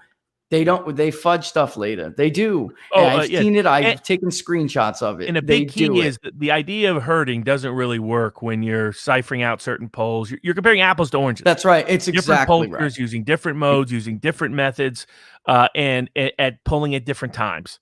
And change has never polled. Exactly. What I went and did is I started doing a comparison of the way I analyze the polls. I did this starting back in 2016. Is I look at the same pollster polling in similar time frames to get a sense of that's the only way you really. Yeah. And the average statewide polling error in Florida by the Media University pollster was 5 points in 2016. They overstated Hillary's margin by at least 5 points. Similarly, it was worse in 2018. It was way worse. Yeah, it got worse. In the same vein, in the Midwest, it was really bad. The average error was 7 to 10 points. So we'll get into two different sets of polls. As an example of some of the craziness with Florida polls, the one of the university polls flipped from Trump up to Hillary up. I'm sorry, Trump up to Biden up. And I dug into the details, and it's solely because they changed how they thought the male-female profile would look in Florida, right? And there was no particular basis for that. You're seeing a lot of that. Yeah. But one interesting one poll put out yesterday was Marquette Law's poll out of Wisconsin. Now, the guy who does the poll, I like. He's very transparent, very honest. He's less partisan and political than most. I agree. Absolutely. But it's useful for people to remember the average error of his poll in 2016 was he overfavored Hillary by an average of 7 points. Yeah, I was just going to say. Including even his last poll still had Hillary up 6. 6. Yep. Now, here's the key thing for people to understand with Wisconsin. When I looked at the polling since 2010, 2012, anytime you had a big, what I call non-metropolitan population within a state, the proportion of error increased, particularly when the non-metropolitan population was overwhelmingly white. So like a state like Mississippi or Alabama will be less off because the African-American vote in Birmingham and the African-American vote in the black belt votes alike. So the fact that you oversample it is important, not oversampled, but as you point out, overweighted or overincluded. Overrepresented. Yeah. Overrepresented. Yeah. Now that's key for people to understand is that you actually should oversample a wide range of groups. That's exactly right, Robert. Because you get an inadequate group in the first place. So what happens is the whole art and science of polling is you're talking to one guy who's going to represent the opinions of a million people. And in order to achieve that, you need to be able to sometimes certain groups just don't answer polls. And because certain groups don't answer polls, it's critical to oversample that group so that you get an adequate cross-section within that group. So, for example, it's very easy within the African-American vote to get, say, a particular group of people that doesn't represent the African-American vote as a whole. Same with USC made that mistake in 2016. They had within their subsample an African-American overrepresentation of African-American conservatives in that particular instance. So it depends on the nature of it. So it's how it's weighted. It's how the post-stratification is done. All of those things are critical in both the art and science of contemporary polling. Like yesterday in Pennsylvania. Yes. The absolutely. Suburbs are not going to be 52% of the vote. They have been historically 40 to 42%. Yeah, exactly. Well, I'll give people some examples. So, like, big miss, Scott. And like one of the reasons why the Tennessee polls have been some of the worst is because Tennessee's the way I measure it is I consider a metropolitan community a community that is either a university town, college town dominated community, state capital dominated community, or has at least 100 votes. It has at least 100,000 votes to come out of it. You can argue about that threshold, and there's some places that really don't fit, and there's that are over 100,000, some under 100,000 that might fit. But that I found is a decent proxy. And to give you an example, This is why Wisconsin is particularly tough for them to poll, and why even someone that's transparent like Marquette tends to still miss the boat. Yeah. In like team too again. He did. Oh, Walker exactly. made that competitive. It was Completely. close, man. It was in all the middle. way. I mean, it was a razor thin all night. Yeah. Despite low Trump turnout in most of the state, or low Trump voter turnout in most of Wisconsin. So like in Pennsylvania, so this is why Michigan might be different than Pennsylvania or Wisconsin. The big counties make up about 60% of the vote in the state of Michigan, when you include academic counties. But if you look at the suburbs in Michigan, they're very different. I mean, there's a big, when the media talks about the suburbs and Explain the polls this, please. overrepresent this. Like, to give an example in Michigan, they're thinking of places like Oakland County and certain more affluent suburban parts. They're thinking of places with $250,000 plus homes, places where Trader Joe's and Whole Foods is around the corner, places where Starbucks is on every corner, places that are very upscale in their orientation, that have high subscription rates to HBO and Showtime and love the show Friends and Seinfeld and things of that nature, have high New York Times and Washington Post subscription rates, etc. Whereas the real suburbs are places where you just go a little bit north, is either places like Macomb County or Livingston County. So Macomb County is a famously blue-collar suburb, which has some affluent parts to it, but is mostly blue-collar, old union workers from the auto plants. And similarly, Livingston County, if you drive through it, you wouldn't know you're in the suburbs. It's a suburb designed to feel like a rural area. And so you're drawing a very different group. I always recommend people read the book, The Big Sort, to understand some of the geographic neighborhood tendencies of political proclivities, or my favorite all-time political text, The Emerging Republican Majority by Kevin You guys Phillips. haven't read that, read that. You got to read it. It's the Bible of American politics. It's cornerstone. It's seminal. It's a seminal piece of work. And he talks about it. I get the word metropolitan from Phillips. He talks about it in his 1968 text. He talks about this urban metropolitan voter that's emerging differently. And he says it's who the media calls the suburbs, but he says all the suburbs don't look like the main line of Philadelphia, right? Which was the affluent part that goes out to Montgomery County. So you go over to Pennsylvania, and less than half the vote will come from the entire Philadelphia and state capital and Pittsburgh, including all the suburbs around it. Half the vote is the rest of the state. And the 54 rest of the state, counties are Appalachia counties. They're categorized as exactly. You have coal Appalachia. mining country in the southwest part of the state. You have manufacturing country in the middle of the state. And places like Erie and Scranton vote more like Buffalo than they vote like Philadelphia. James Carville famously said you have Pittsburgh and Philadelphia, and in between is the state of Alabama. So that gives you an idea. For those who don't remember, James Carville made his fame before Clinton 92 by helping Harris Wofford pull a massive upset against Attorney General Dick Thornburgh in the 1991 Pennsylvania Senate race. So that's an idea. But if you go to Wisconsin, the numbers are even bigger. Madison, Milwaukee, the suburbs around Milwaukee, and Green Bay collectively cast only about a little more than a third of the vote in Wisconsin. That means almost 2/3 of the vote in Wisconsin comes from counties with less than 100,000 people in them. Even some of what they call suburban counties outside of Milwaukee, like Washington and Ozaukee, they often call them the WOW counties because there's Washington, Ozaukee, and Waukesha. Well, I spent a lot of time in Wisconsin, went to law school in Wisconsin. Large parts of Washington and Ozaukee are still rural. Only parts of those counties are suburban. They still fail to cast more than 100,000 votes in an election. Waukesha is the true suburban county. I'm going to bring that map up. I'm going to bring while you're talking about this, give me 1 second. I'm going to bring up Wisconsin. I think people would be absolutely stunned to see what the map in Wisconsin looks like. And it takes a little bit of time. It's a database, big old database. You know what I mean? But it's going to do its thing. I'll bring it in and to show you what Robert's talking about. And then stunningly, when you look at just the voter file, it's when you really look and just, inferred independents, inferred Republican, inferred Democrat. It's R+4 now. When we started tracking this, it was D+6. I got a great question before. Somebody said how much has what Robert's talking about is union busting, right? When I showed this to Sean Trendy, I said, Sean, we're going to track Wisconsin every month. I keep showing it to Sean, and when he saw it really move, Robert, he's like, that's damn Scott Walker, man, and union busting. That's exactly what he said. He was like, this has got to be union busting. I mean, because he knows I'm not changing. There's nothing to do with me or my opinion. This is the database. There's the map, folks, and you can see what Robert is talking about. Obviously, blue is Democrat, red is Republican. that this is every voter in the state of Wisconsin. And So you can see how much comes from non-metro and urban areas. Completely. And so essentially you have in the middle, you have Milwaukee on the east side. Now, Milwaukee has some Republican trending areas and Democratic trending areas. But effectively, you have Milwaukee, which votes one way. The sort of south central part that you see blue is Dane County. That's Madison, Madtown, which is a heavily liberal bastion, of course. And then up near them, you have some people that effectively live in the Minneapolis suburbs, but on the Wisconsin border, and people who live in La Crosse. And outside of those areas, you have no part of the state that's trending Democrat. And the parts that they're trending massively Republican, as you see all that green in the north, that's right, the northern woods of Wisconsin. And historically, they have been populist going way, way back. These are the people that made Fighting Bob La Follette of the Progressive Party and the left populist wing of the Democratic Party. That's where his base came from.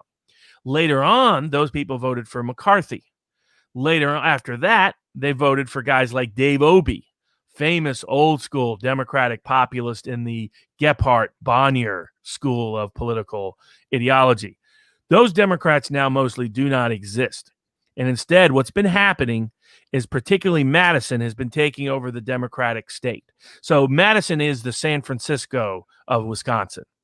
And that's who's been redefining the socio-cultural, political, economic structure of Wisconsin politics. Now, those voters in northern Wisconsin are extremely populist. So economic, like this is why Wisconsin was a big Bernie Sanders state in 2016. These voters lean overwhelmingly economic populist on that economic side of the scale, but culturally have no interest whatsoever in being run by Madison, by the San Franciscos of Wisconsin. In Milwaukee, you have an African-American base in the northern part of Milwaukee, but often does not vote. Voted heavily for Obama in 2012, but that's about it. Down here, folks, down here is what he's talking about. Exactly. Now, the eastern part of Wisconsin is very communitarian, has a heavy evangelical stream within it, but also the people who are not evangelical, they go to church a lot, they're connected a lot. This is why Trump did not do well in the primaries there, but they have no interest in Madison-style left-wing politics. And that's why they've often rebelled. The way he used to be able to run against a Democrat in Wisconsin was to try to link him to the mindset of Madison. Democrats did a good job of disassociating themselves from that for quite some time. But now Madison mindset has taken over the Democratic Party, especially nationally. And what's happening is, and the other key part is that that southern part south of Milwaukee, Racine, there's some bad jokes about Racine. Somebody said, a girlfriend asked her boyfriend to kiss her where the sun don't shine, so he took her to Racine. That's the kind of jokes you have about Racine. But Racine is very sort of working class industrial, and it's this bridge between Chicago and Milwaukee. But it more represents the near southwest side of Chicago than it does Waukesha County, sort of a suburb of Milwaukee. So what's happening is some of the affluent suburbs of Waukesha are shifting Democrat, but the rural and working class areas are shifting Republican. Same in both Ozauki and Washington, but especially what's shifting Republican is Racine and Kenosha in those areas. Yeah, and that's where he's going to have to run it up. That is because if you look at the two Supreme Court races, where you had Hagedorn, Squeegee did very good in those areas, even though in the north, like Ashland and Douglas, he didn't do that great, but he did well enough in those areas in the southeast that he was able to hang on. And he was a conservative, so he really ran up the vote on that eastern part of the state Robert was talking about. I was highlighting. It's red, unsurprisingly. And Trump was a little bit different of an animal. The reason why Swarovski won so big is because that vote did not come in for the incumbent conservative justice. It didn't come in big at all. And he got kind of killed up in Douglas. He needed a little bit more votes than that. And then if you there's the voter file, just to keep everybody up to speed, that's 38 and change Republican, 33.6 Democrat, but that 28.3% unknown is the independent really vote, right? And probably 9 to 12% really swings. Really, they can swing, man. I mean, they are completely heavy, independent thought. I think the way to think of the northern woods of Wisconsin is it's very, it used to be logging country. So if we look at sort of like watch counties like Rust County, counties like that make a major, major difference. And if we look at the map again, just to go back to the Marquette poll, one of the key flaws of the Marquette poll is he has less than 25% of the vote in his poll coming from the whole part of the state outside the urban counties. Yeah, so right up here, he's talking about almost 75% of the vote. Yeah, that's that northern woods right up there. The which you notice is heavily green. In other words, it's the independent heartland of Wisconsin. It's labor independence. Yeah, extremely. And the problem is that group is mostly missing from the Marquette poll. It has been for quite some time. His latest poll he put out yesterday, which still had Biden with a smaller lead than he had Hillary at the end of 2016. I think it's 4 to 5 points. But the problem is, I was curious about the internal demographics, and he has Milwaukee in the suburbs, Madison, Green Bay, and Appleton. He adds Appleton. I wouldn't. If you've ever been to Appleton, it does not feel like a metropolitan area. And by the way, I like Appleton for anybody who's out from Appleton. I just mean it's not like... It's not reflective. Yeah, it's not culturally snobbish at all. And like Wisconsinites are some of the least snobbish people you ever meet in your life. Yeah, they really are. That's so true. Completely. Heavy Swedish, Danish influence in the eastern part of the state, parts of the western part of the state, but a long history of kind of farmer labor populism that goes back over a century. That's the reason why that poll is off, in my view. Like, if you break it, he also like in Wisconsin, 70% but Wisconsin's basically between Wisconsin, Michigan, Ohio, and Pennsylvania. Wisconsin looks a lot more like neighboring Iowa than it does Michigan. Totally agree. Yeah, the Wisconsin's much more. That state is defined by small town culture. Even part of what they call suburbs are small town in the local northern Washington County, northern part of Azauki County, still very rural. If you drive out there, you still see cows can block you in the road. That's not a Starbucks on every corner, Whole Foods around the street kind of neighborhood. And these are people that have no interest in this sort of cultural San Francisco driven politics and policy. And the way northern Wisconsin goes is also the way the Iron Range in Minnesota goes. And especially the Iron Range represents sort of the Iron Range is like a combination between northern Wisconsin and places like the eastern Ohio and western Pennsylvania, because they have a big industrial manufacturing base.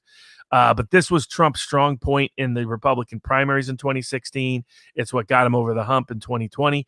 So when I looked at the Marquette poll and saw they're still missing that vote, he has a group he calls rest of the, and to his great credit, he puts out all his cross you could see. Yeah. But when I saw the rest of the state, his sample was 700 people, thereabouts, a little less. Only 150 were not in Milwaukee or Madison, Green Bay or Appleton. Yeah. And the problem is that's 2/3 of the state. You can't extrapolate out like that. That's too much, Robert. Look, as somebody who does this, guys, I'm telling you that's too much. You know, you're really stretching if you think you're going to be able to know what somebody in Price is doing because you got 25 similar demographic responses. One of the key points you pointed out is there's massive geographic difference. Otherwise, Wisconsin 7 would have been a very different. You know, Tiffany was not a great candidate for Wisconsin 7, and yet that was Nate Cohen called that a strong result for Democrats. He's out of his mind. That is a bad candidate for that area. And an incumbent was out, a very well-liked incumbent. And by the way, guys, Obama carried that district. All right. So this is what it takes to win Wisconsin by that much, you know, like an Obama-sized margin. So I just don't like that's the part of the state that they're never going to send Kamala Harris to northern Wisconsin. Yeah. How's she going to click with those folks? I don't see it. They won't even try. And so the Wisconsin's a place where the polls will continue to be off by 5 to 7 points. He's tried to adjust by education, but even there, he still had a college-heavy profile. Yeah. So Wisconsin, for example, 70% of the voter population is high school, does not have any kind of college degree, no associate's degree, no college degree, nothing. Now there's always been differential turnout, so that ends up being something like 60% of the vote is going to be a white non-college vote, thereabouts, depending on where you put it. He still had that number low, particularly the high school educated constituency he had low. And those are just your rural small town folks who just don't answer polls, and that they're a hard group and so the only way you're going to get them, and I guess it'll be a good bridge into the conversation about finding some way to sponsor a poll fan-fueled, fan-sponsored poll of some type, is you got to oversample. You got to oversample those rural working class voters to be able to get a sense of how they're going to vote, because your South Milwaukee Polish voter or your South Milwaukee German Catholic voter, will be a better representative than a North Milwaukee voter will be, or the affluent. That's part. what they're trying to do. Right. Just so everybody understands, that's what they're trying to do. So what we would do is pull them off the voter files. See the little thing on the left that says mail, email. You go into there, you check on it, folks. It's really this simple. I mean, it has email. You want it all. You can either do household match or individual match. I have to literally pull their email and email them and say, will you do me a favor? Do your civic duty and take this survey. That's what I'm serious. You got to go look. You got to kind of stroke them a little bit, because they're not going to pick up the phone. Which voter group which individual is representative of a broader voter group, right? And so when they get, say, a person with an associate's degree from Waukesha County and put them in the same quote unquote non-college white category as someone who didn't finish high school in Rust County, right? They're not getting the same voter group at all. And so that's why we want to be able to oversample, particularly this whole election is a Midwestern election that was more reinforced by the Harris choice, because it didn't take a state like Michigan off the table. And it's going to be Minnesota, Wisconsin, Michigan, and Pennsylvania. Those 4 states. It's a 4-state election. If I was Trump, I would spend 85% of my money and time in just those 4 states. I would still do some in Florida. I wouldn't worry about North Carolina or Texas or Ohio or Iowa, because if I'm in trouble in any of those states, I'm already dead. Yeah, you're dead in the water. You just spend all your money and capital in those 4 states, hammer in those 4 states, inundate those 4 states. I would have already been doing that. He's behind the curve, but luckily Biden's people are wasting money in Georgia and Texas and states they're not. North Carolina too. He's running constantly over here. North Carolina's not a competitive state. I'm trying to watch Shark Week in peace, and he's running his heads on trying to, and I'm thinking to myself, the polling is just so. Look, I credit they overpolled the Research Triangle in Charlotte. That's exactly right. They are overpolling the Research Triangle. For people who don't know what that is, techie and for area. People who, even when they're getting a non-college person from that, when they're adjusting by education, there's such a difference between, particularly also there's age difference. If you're polling someone that's in college but doesn't yet have a degree, does anyone think a junior at Duke is the same as a Tar Heel from Northern California, the northern part of North Carolina? Those are 2 radically different groups. Quinnipiac has this problem. They throughout 2016, they kept saying working class whites just really loved Ron Johnson. And I was like, okay, no. You're getting the college kids or college dropouts who love pot, who are talking, they're voting for him. That's who's responding to your poll. So, adjusting it by age, adjusting it by geography and education, putting those 3 together, you can get a real profile. The way to do it is to oversample. You have to oversample. You have to do it. Relevant group. And for people who don't understand, you oversample, that doesn't mean that's who's represented or weighted in the poll. The way you oversample so that you get an accurate reflection of what that constituency wants. And so and you make sure you get enough numbers. Like, for example, it's probably not that useful. The Wisconsin poll polled 27 Hispanic voters. That's about reflective of the Mexican American population in Wisconsin. So such a small sample size that your error rate is off the charts. Your margin of error is in the double digits. Though the numbers they had were were a little bit lower than how Mexican Americans vote. There's small little pockets of Mexican American voters in Milwaukee, particularly the near west side. Mexican American immigrants tended to go into neighborhoods that have been quasi-abandoned. And they voted 80-20, 85-15 for Hillary in 2016. So if that number is 3-1, that's a substantial improvement for Trump. Oh, going back to Florida. Like, one group nobody's talking about in Florida is the Venezuelan population. That's exactly right. Dramatically expanding. It's likely going to be upwards of 10% of the Latino vote in Florida. And that's a group that's set up shop right next to the Cubans. Yep. Right next to Cubans. This is what people don't seem to understand. And this doesn't seem to register on people's radar, Robert. And it's registering in the voter file. They're paying zero attention, and because they feel more closely aligned in experience and in culture, they feel more closely aligned. And I will give this, because I normally do bash the Republican Party for outreach. They suck at outreach. They were very good with the Cubans, and they're very good with the Venezuelans. They had open arms. We'll take you. Come on over here. Well, it was. As I was telling people, that's why Trump was willing to go along with policies. I thought he's usually non-interventionist. He was entertained. He endorsed that. The guy that was the pretend president from Venezuela. Yeah. I think even Trump was quasi embarrassed by it. But the whole reason he did it is because the Venezuelan community in Florida wants that regime out. Wants the Maduro regime out. Gone. They fled the Maduro regime. And so he was playing straight to that voter group. The other thing is, I think it's very important what you note about the geographic overlap is that I believe the Venezuelan voter group is going to impact the Cuban voter group in Florida, because one whole key to understanding particular immigrant communities in the United States over the past 40 years is the reason for a democratic shift was their first generation that came here of Cubans, Venezuelans, Koreans, Chinese, Vietnamese, etc., Filipino, was because they were fleeing communist regimes or fleeing other totalitarian regimes of some type, or worried about communism in particular. And once communism faded as an issue, that was going to recalibrate the political coalitions, and social, economic, cultural, class started to become a major factor. So a lot of, particularly Cubans, younger Cubans don't care nearly as much as older Cubans did. However, the failure of the attempts to reach out to Cuba by Obama, in terms of how that politically ultimately ran, it didn't lead to the democracy revolution that he was quasi forecasting by trying it. And what's happened in Venezuela and the rise of a radical left in the United States, I think will re-inflame concerns over leftism. You could see this symbolically in one person, and that's Andy Ngo, NGO. You can see on Twitter. His family fled communist regimes in Asia. That's why he's obsessed with Antifa. That's why he follows them more than any other group, because he sees the symbolism and significance of that overlap. So I think when you have Cubans and Venezuelans living next to each other, interacting with one another, part of each other's culture effectively because of their geographic proximity and their shared cultural history and heritage, I think you're going to see Trump do better amongst Cubans than he did in 2016.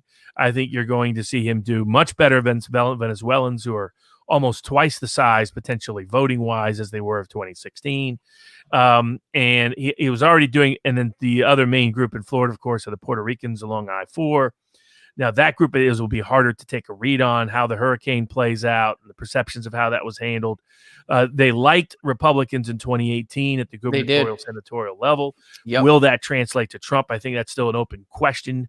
But I think he will pick up Cuban votes and Venezuelan votes in the South, and that's almost half of the Latino vote in Florida. And I think he'll do better amongst the Mexican Americans along the North Florida Panhandle and the border. And that's where understanding each subgroup is critical, because they may trend differently. As a friend of mine used to say, when I went to college, I used the Hispanic reference they still use, and he was like, I don't speak Spanish, so he goes, there's Puerto Rican. And he goes, really, there's Puerto Rican and Puerto Rican. Yeah. My wife does the same thing. And Puerto Rico, when he was talking about the Rico part of it, because I remember there was like a Puerto Rican group at Yale. He didn't like the group and parts of the group. He liked parts of the group, not other parts, because the old historical dislike of the old Spanish aristocracy, still politically influential in Puerto Rico, that reflected sort of your San Francisco liberal Democrat, he had no interest in whatsoever. He was from Puerto Rico. His dad was a union guy from New York City.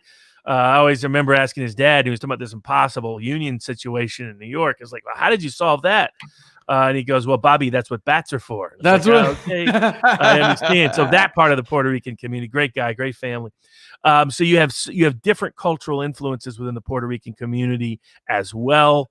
So how that plays out, as you were pointing out yesterday in the Indian community, there's a huge difference between the Sikhs and the non-Sikhs. Oh, yeah. So Sikh Indian community, Trump, to his credit, did a great job reaching out, targeting the Sikh community, special rallies for them, special organizations for them, special fundraisers with them, special meetings with them. Harmeet Dillon comes from that community. So there's the Sikh community, I think, is trending Trump. Other Indian groups will be more of a mixed. Cambodians are heavily working class, but they're mostly located in LA, so it doesn't make much an influence outside of some congressional races occasionally in Orange County and parts of LA County. But communities like the Filipino community, very big in Las Vegas, how they play play out will be very interesting to watch. Duarte has done things very differently, very Trumpish in some respects. But like a big community that, same with the Hawaiian community, can go different directions at times. I mean, lean overwhelmingly Democratic, but the margins can matter. And they are overly influential in Nevada. It's the reason why Nevada polls keep missing Asian votes. And and because those Asian votes have been trending Democratic for the last 8 years, Nevada's been one of the few states that overstates Republican margins. Yep. And so how all of those, but like a group that's probably going to trend Republican, Korean voters. And a lot of Korean communities set up around African-American areas, dating back to the late 70s, early 80s when they came over here, not only in LA, but in other parts of the country. To such a degree, it became a caricature or stereotype. And if you want one of those politically incorrect statements, just look up Joe Biden talking about 7-Eleven store owners, whether it's about Koreans or Indians or anyone else. He has some wonderfully politically incorrect statements in that respect. But so you look at some of there's such big divides within these groups that if you don't get, like the good point you made yesterday, Nate Cohn went on this long Twitter thread about, hey, our polling does accurately capture the Republican Democratic voter group if you look at the underlying voter identification and affiliation from the voter file that we used. I don't doubt that at all. The problem in 2016 was not their failure to account for Republicans. It was which Republican they were polling. They were overwhelmingly polling. Like when I see these disparities throughout 2016, they said Democrats were more united for Hillary than Republicans were for Trump. I said, there's just no chance that's accurate. And of course, in the post-election, post-voter file validated polling done by Pew, Republicans were more unified in their support of Trump than Democrats were for Hillary Clinton when you checked it against the voter file by actual validated voting. So what's happening is the Democrats, they're getting lean upscale. Who they're missing? They're missing non-college educated black male who doesn't necessarily like. Which is why they'll get like so small, tiny shares for Trump. When you know it's going to look, it's a matter of how big he beats that. It's not going to be a matter of because that working class stuff, Robert, crosses. It does. Oh, it crosses racial lines, and they don't see it because they don't. The giveaway was when Cohn admitted within their own voter file they had half of the metropolitan Republicans identifying as Democrats, and only 15% of rural Southern Democrats identifying as Republicans. Yeah, that's and I was like, I'm sorry, that should be flipped. Yeah, that's totally. It's upside down.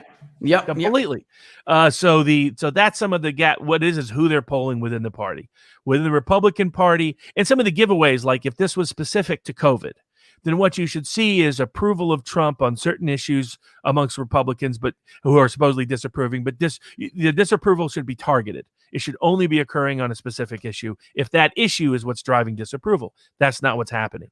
These are people who disapprove of Trump on everything that are they're claiming double-digit Republican disapproval in some of these polls. They're saying they disagree with Trump on everything, and they're going to vote Democrat up and down the ballot. Okay, that's a David French Republican that you polled. Yeah, I was just going to point out where some of these people are, right? Yeah. So even like, I saw the I'm not picking on change here, but Nate going back to Florida, right? Yep. If you see these independents too, because I'm seeing a lot of packing of independents into the vote, right? If you look at, and I clicked off, I just took away Republicans and Democrats for a second, and I left independents and others in Florida, which you see in like Teal and stuff, right? Yep. They're polling here. This is where they're polling. They stop around. They get some of Palm Beach folks, but that gets a little bit too Republican. And the problem is those people, those who do lean Republican, they're older. They don't want to talk, right? So they're getting all of Palm Beach is going to be your classic social desirability bias, big which is going to time. be off the charts. People keep comparing it to 2016. This is nothing like way 2016. More. The BLM environment, the cancel cultural environment. Totally change the equation. So you're going to see a record-setting level of social desirability bias, and where it's going to show up is in places like Palm Beach. It's going to be your mid-upscale Republican who's going to lie. That's like exactly in the Wisconsin Marquette poll. They clearly, you can even tell, even before I looked at it, I had a poll about do you approve of BLM? And I was like, watch, college-educated women are going to say they really love BLM, which is not accurate. And that's exactly what showed up in the poll. And I was like, I'm sorry. They're just not going to be honest to the poll. Not going to happen. And Duvall, where they think they're making these big gains. And I've seen a lot of Democratic pollsters. They're not very good at polling Florida. They're stoked. They think Biden's got like real support over here. Trump did shockingly well up here last time in the northeastern part of the county.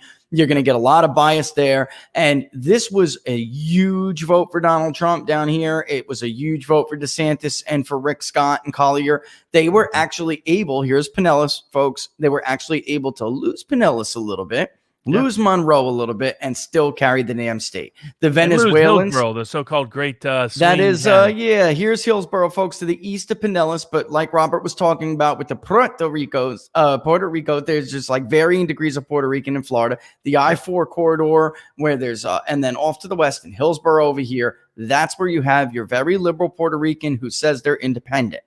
But they're not. And this is, I don't want to give away some trade secrets here, but this is who they'll poll, folks. And then they'll poll Broward, Miami-Dade, and they will get Palm Beach, but offsetting it isn't enough because that's who they're polling. If you party identification amongst unaffiliated independent voters is where they really milk the poll. That's part right. of it is they milk the poll by not polling dissident Democrats and by over polling dissident Republicans. Right. But the big area they can move the number is to have crazy numbers amongst independents. And by the way, translate. you can see nothing more than D+2 right here. Their smallest registration edge since partisan tracking began in 1972. Look at how close now Republicans are to them. And that's why if you see these polls with the nuns and the independents, because none is really an independent in Florida. Independent is an actual designation in Florida. And we got a bunch of little ones too. Green, Constitution Reform. So that's why there's a bunch of them. But this is why you see him swing back and forth, Robert, by 6-7 points. Independents will go to Trump by 3, Obama by 1. It's not a big swing at all. And Republicans voted higher rates in Florida. They have for many years. And that can actually offset a minor swing against them in independent, which happened in 18, but they still managed to hang on. Look at how much they're getting swamped in southeastern Miami, Robert. Look at this. Exactly. Actually, let me get rid of the independent. Go ahead. Say your thought. I'll get rid of the independent. The realities with Florida is that essentially the trending working class evangelical older vote in North and Central Florida and parts of Southeast Florida counterbalance the heavily Jewish and Hispanic Democratic vote out of Southeast Florida and the Puerto Rican Democratic vote and upscale Democratic vote out of parts of Central I-4 corridor Florida. And that what happens is it's the independent swing voter who's two groups, historically, ancestrally working class Democrats in North Central Florida. And the other very big group are your retirees from the same working class areas that Trump did so well amongst. I kept telling people Pasco. And the reason why I have this detail about Florida especially is because of jury trials I've done in Florida. So because of it, we had to dig deep into attitudinal biases and had to have proxies. We had to know, okay, if we knew where the person was from originally, would that tell us something? Would that give us an advantage in case we don't get to ask them any questions? Because the federal judges try to keep us from asking questions in those cases. And in particular, like in the Wesley Snipes case, I picked a jury, 9 out of the 12 were not born in Florida. I picked a bunch of folks, and they were overwhelmingly from upstate New York, especially, but parts throughout the Midwest.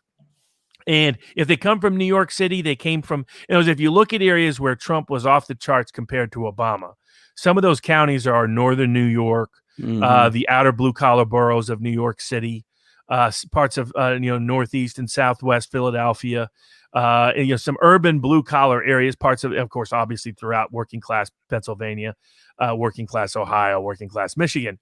Well, a bunch of those people, a bunch of the retirees in Florida come from those places disproportionately. And that's why when they thought Hillary was up and they didn't and before those votes had come in on election night, that's why Trump spiked so dramatically. Exactly. And they called it at Sky News, Robert. They called it. They had no idea. We call it it's really like a left hook, right? But it's from the right. So we call it the right left hook because these votes come in and then the media gets hysterical. There's such a big vote out of Broward. It comes in Miami. Oh my God. And by the way, Miami, I want to point that out in a second because they always think they're going to keep Republicans in like the mid to low 30s. And it never happens because those Cuban precincts come in, push them to like 42 and it kills them. And then the rest of the damn state comes in and it just overtakes it. It happened again with DeSantis on election night. They thought it was over and Gillum had it. And that vote was, by the way, up and around Bay. Here's Bay County. That'll net 50,000 votes for Republicans, no problem, on a good night. I mean, 30 on a bad, you know, but there was a hurricane, so nobody expected that kind of vote, and they still did come through for him. But this, when you see like the geographic red down here, this is, everybody knows Broward's blue. Miami-Dade is of course blue, but you have these geographical spots where Republicans bleed over the blue. And what I'm trying to explain to people is, it tells you right here, very strong Democratic stronghold. But down here, you see the red dripping over the blue in Miami-Dade. Those are the Venezuelans, Robert. That's them. Exactly. That's them. And I think I think between all those balancing factors, I don't think Florida is going to be as competitive a state. I don't think so either. But in recommending focusing on our fan-sponsored Rust Belt poll, the reality is, however the Rust Belt is voting will also tell us about Florida too. Sure. Because it's that working class retiree, middle class retiree from those same parts of this community.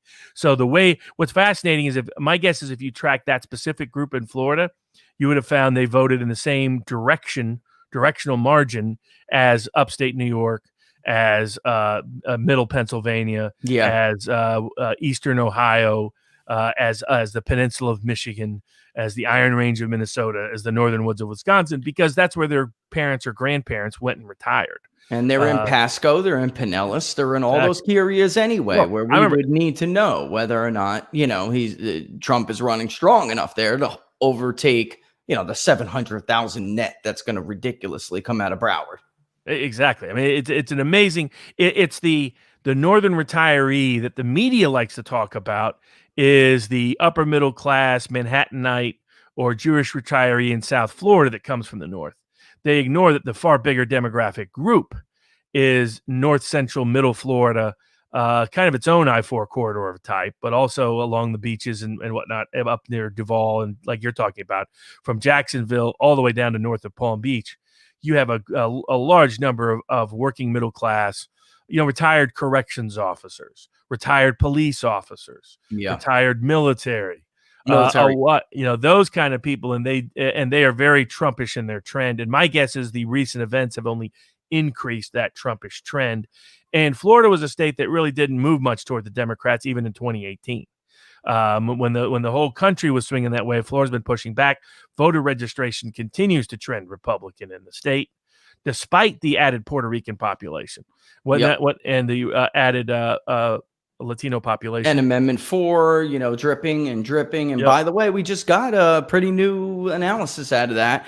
People, look, felon voting, you would think, is not going to help Republicans. There's been a lot of felon voting in other states before, but of the ones we got, black former felons who are now eligible to vote are registering Democrat at a less pace, like at a smaller percentage than the black statewide overall registration. So you get like 84% instead of 90, you know, basically. And then white former felons who have managed to register are registering majority Republican. It's crazy. So much for that idea, right? Now, maybe that'll change over time. I don't know. I'm not Nostradamus, but I'm just saying that's the way it is now. And that vote in Collier over here, I can't stress this enough, folks. That little blob of red over there went absolutely gangbuster in 18. And like Robert was just saying, well, the whole country was going to the left. Florida maintained. And they did. We called them at like 11 o'clock in the morning. Right. And we were like looking like a big vote out of Collier, because it was already at like a 98, 99. And he said, your data is stale.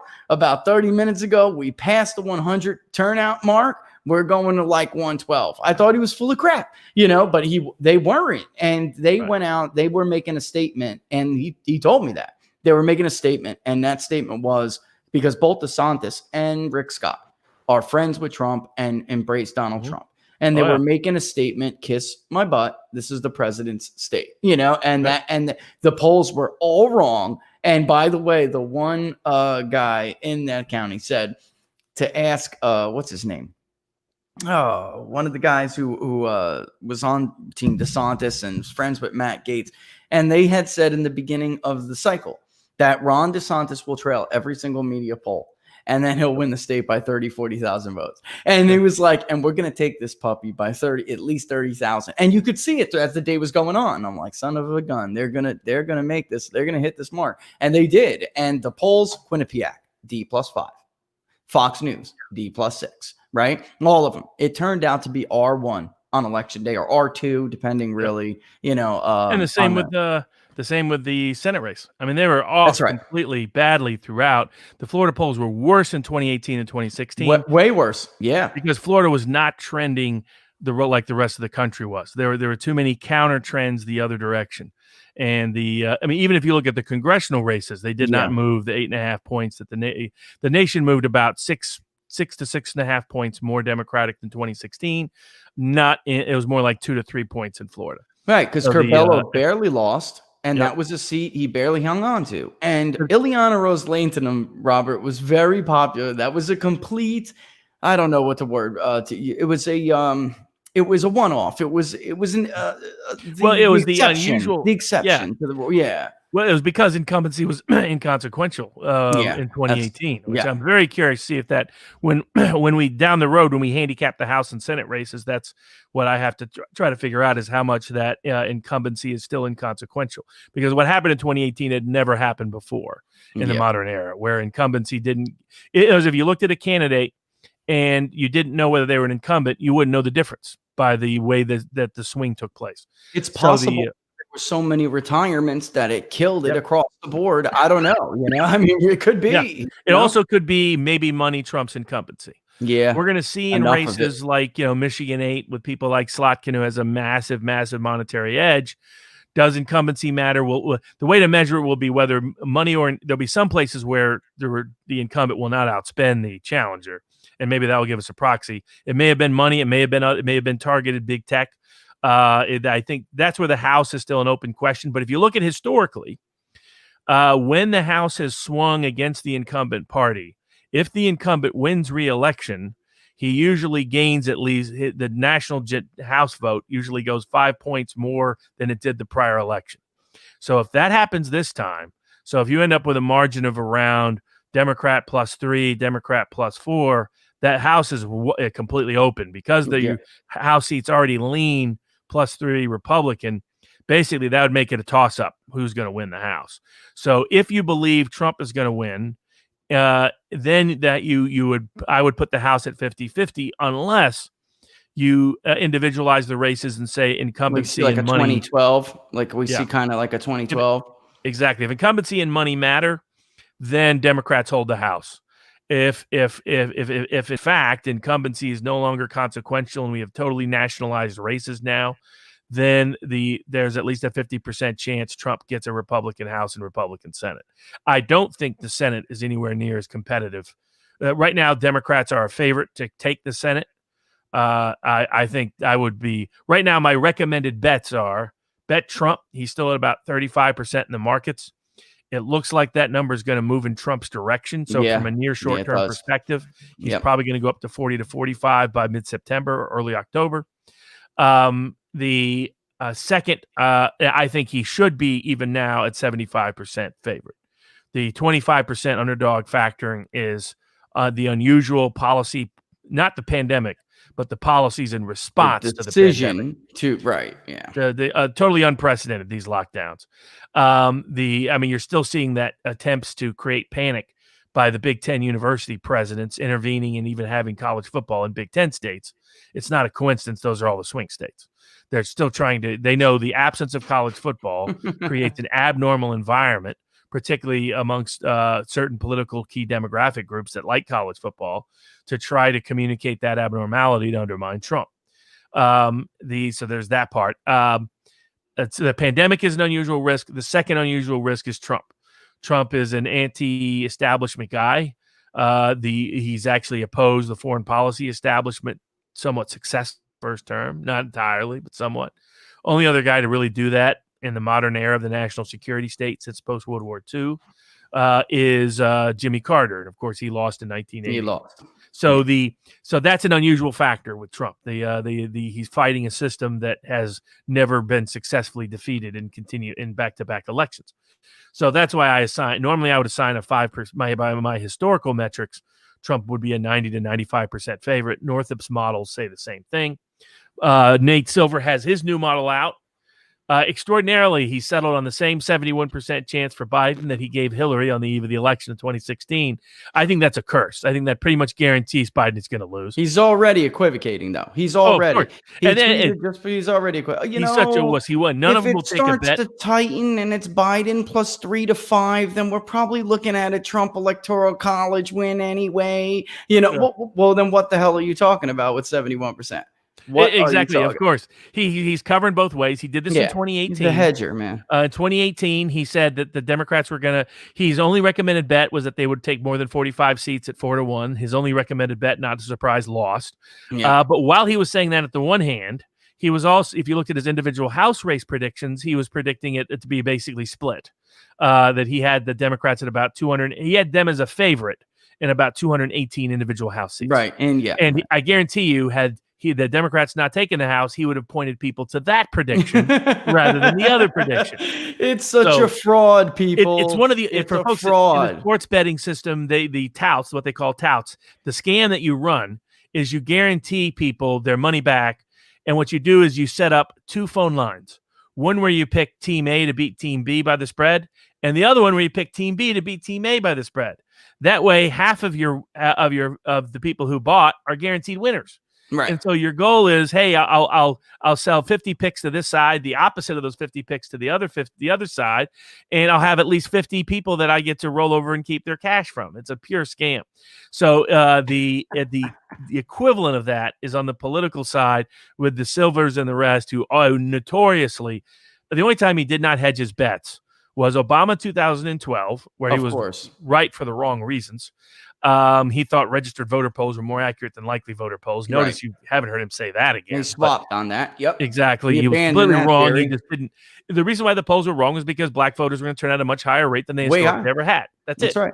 And that had nothing to do with registered voter versus likely voter polls.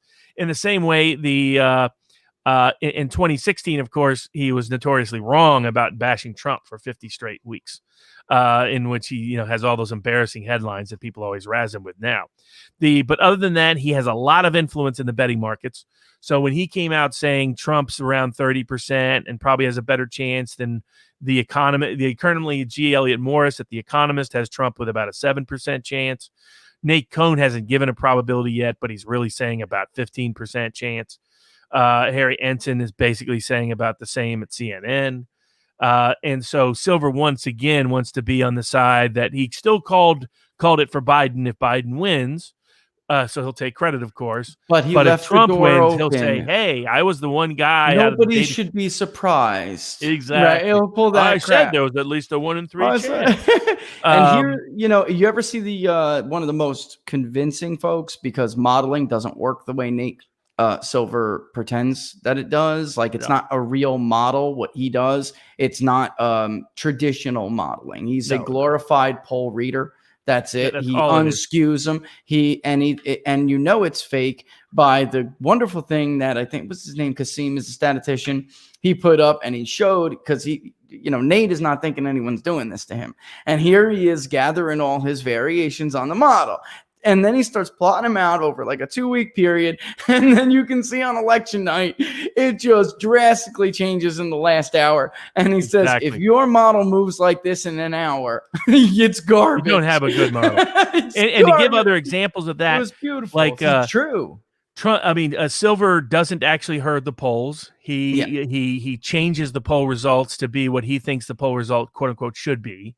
And the whole point of herded polls is that, we'll have a bunch of bias in House effects, and hopefully the House effects will balance each other out. What they call House effects, for those that don't know, is a pollster tends to overinflate one side or the other politically, by party generally, sometimes by candidate.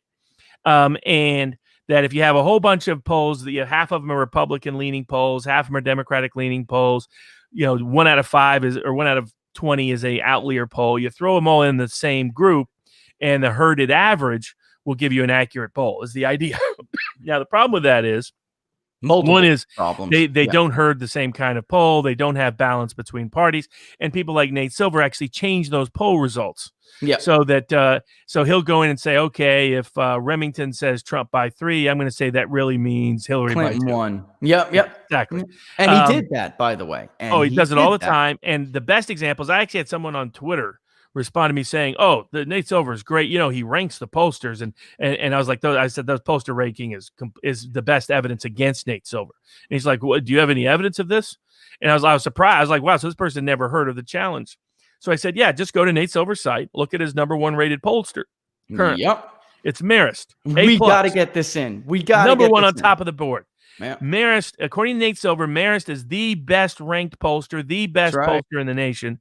Marist was by far in 2016 the worst pollster in the country. Average double-digit errors in Ohio, Wisconsin, Pennsylvania, Michigan, any statewide poll they did for the most part, they were off by 10 points or more. Every single poll overstated Hillary's vote. Not a single poll even got close to actual Trump's margin of victory, least of all overstate Trump's vote. It was by far the worst pollster, not even close. And yet, according to him, never Nate got Silver, better in 2018 Marist, either, Robert. Oh, terrible. They've been terrible for years. McCaskill plus statewide 3. polls. McCaskill plus 3. What else? In Ohio was one of their worst. They were, you know what was even worse with them in Ohio in July? They were the one and only poll to have Mike DeWine with any lead whatsoever. It was a paltry 2-point lead. They heard it in their very next poll and never went back and settled on Cordray by 5 or 6. And it turned out Richard Cordray went down, right, by 5. Yeah. Nate Silver was predicting Democrats were going to win the governorship of Iowa, the governorship of Ohio, the governorship of Georgia, and the governorship of Florida. He was wrong in all 4. He predicted Democrats were going to pick up at least 1 Senate seat. Wrong again. So he was still calling Democrats to win Missouri and Indiana, which was nuts in the Senate. So until very late in the process. So he even had Democrats ahead to take the entire Senate for most of the year until late in the fall. So Silver's models are a joke. And the best example I always give to people is Silver started out as a sports betting analyst. Yeah, that's the reason why ESPN bought 538. I live here in Las Vegas, know a lot of the top sports bettors. Literally nobody. There's not a single bookie or sports bettor that pays any attention at all to what Nate Silver has to say about sports. In other words, he failed in his original field, folks. Robert's being nice here. He's a failure in his original field, and then he got paid for narratives, and that's it. I have invited him to come and look at our polling operation, come to the office, because he's trashed the shit out of us, excuse my French, and he has never taken it up. I got emails to prove it. I've reached out to all of them. They are frauds, because then he'd have to say, oh my God, I went to the office. He showed me the operation. I was wrong. I'm sorry. I didn't mean to smear someone professionally without doing my damn homework first. Exactly.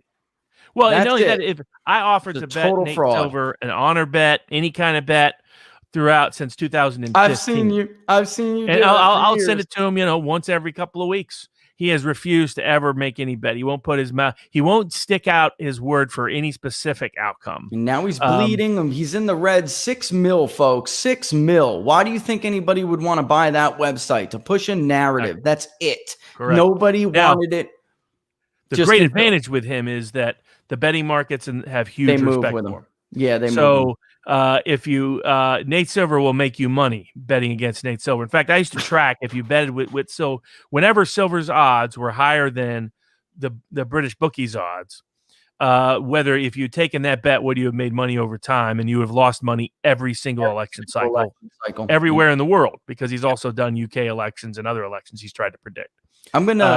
I'm gonna answer this question. It's a great question. Before we go on too far. Oh yeah, all right. We go ahead and start answering questions. I could slam Silver all day. I just don't even like to typically give him any attention, because it was a professional discourtesy, a smear of the highest order, and then the worst part about it is, Robert, after 2016, they all stole my methodology, right? They all stole, even the exit polls now do what we did in 2016 to track the presidential race. And I remember when the AP announced it, you were the first one I went to. I was like, look, Robert, all of a sudden now, not only is it not experimental garbage, right? Yes. Not only is it not now, it's the freaking gold standard, and it's going to replace exit polling. Unbelievable. Yes. That is what voter analysis, what now the major media outlets are calling voter analysis. That is what we did in 2016, folks. That's that simple. Yep. All right. But here's a great question about Wisconsin. And I put up the voter file so you guys remember it was almost 30% independent. And that's part of the answer to this question. And then the other part is what Robert and I were talking about those independents, Rusk, Polk, all over there, right? He says, why do you think Trump is polling worse in Wisconsin and Michigan and Pennsylvania than Michigan and Pennsylvania? My theory is that Trump's economic policies are good for auto and energy. I mean, that's actually like a pretty good start, but that's I mean, good it's a analysis, good but idea. it's not why. The It's because independence. Go ahead. massive small town state. That's So it. the Big independent vote. Yeah, exactly. Can't reach. Your small town independent vote, like in Michigan, they're only 40% of the state. Pennsylvania, 50% of the state. But in Wisconsin, like here's a good way that I explain to people. Why was there such a gap between, say, Iowa and Pennsylvania? Actually, if you look at the similar demographics within Iowa and Pennsylvania, they trended the same way. The difference is Iowa is 85% of the state comes from counties that have less than 100,000 votes. Whereas in Pennsylvania, that number is a little less than half. And in Michigan, that number is under 40%. But in Wisconsin, 2/3 of the vote is going to come in counties where the entire county isn't big enough to give you more than 100,000 votes. And so the reason for that, and so that's why it's historically been very difficult to poll Wisconsin. Sometimes they get accurate by accident rather than by intention. Yeah, and right. And you just that's can't what's happening a lot. I mean, a lot of the Walker poll, people forget Walker was predicted to lose almost every time. Every single time, almost every recall. Except for one. Yeah, except for one. Exactly. And the advantage that the Walker polls were going to be less off than Trump polls because Walker polled very well in suburbs.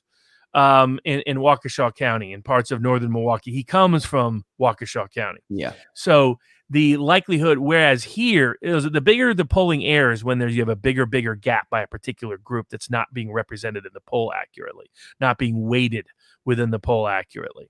So that's why the Truman poll was way off in 1948. There was such a massive gap between your blue-collar rural voter and your middle-class suburban voter in 1948.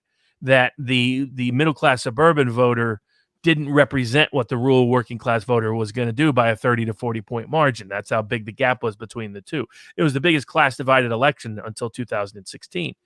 And arguably 1948 was still bigger class-divided than 2016, but I think 2020 will be bigger.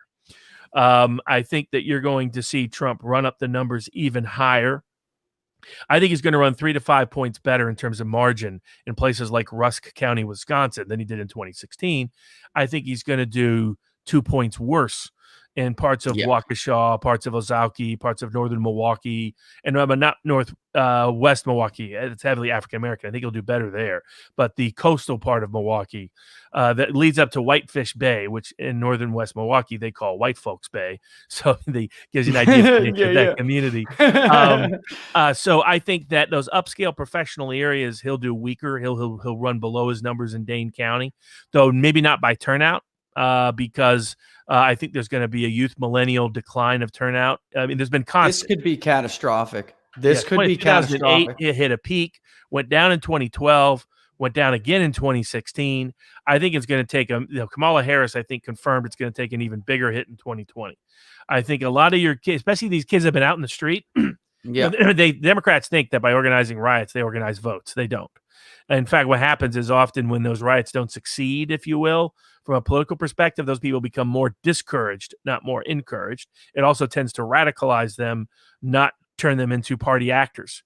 This was a problem in 1968 when in terms of what happened. Partially what turned out in 1972, where the youth turnout when they expanded the vote to people 18 or over was almost only happened on certain college campuses. Didn't happen in blue collar communities or other or minority communities, especially.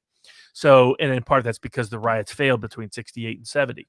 So so I think that you will see a decline in turnout in the college campuses, but I think your upscale professional areas are trending anti-Trump, and so I think they will pick, and that's what polls are picking up. Polls are overweighting. Not oversampling, because this naturally they're oversampled just because they answer polls at a higher rate. It's the data collection mode itself, folks. They participate at higher rates than Trump leaning or Your even college Republican professors leaning. can't wait to answer. They the poll. love it, man. They get Where's such a kick. your I got plumber looks at it recordings. and is like, I don't recognize that number. I got recordings, folks. You got to hear them. So they really, I mean, they overindulge in it. Meanwhile, right, you call a plumber or a welder or something. Who the hell is this again? Come on, man. I just got off want of to talk work. to you. I don't I want to want to deal with this eat. nonsense. Yep, that's the way it is. And then you're going to have your suburban Republican mom type who who doesn't go to church but is bothered by certain aspects of things, who doesn't want to answer honestly, even if they do answer the poll. That's right right. now. They think maybe this is a setup, maybe something else, so on and so forth. So that's the reason for Wisconsin. I would expect Wisconsin to be 2 to 3 points, particularly in this election, more so than 2016. But to give an example, Pennsylvania, the numbers were off by an average of 6. Ohio was 6 to around that number. Michigan was dependent because Michigan had a lot of local pollsters that are just terrible. They are. Those polls were worse. But I'm talking about institutional national media polls. Those were not as bad. Like YouGov at least had Trump up by 3 or 4 in Ohio at one point. Yeah. It wasn't accurate over time, CBS YouGov.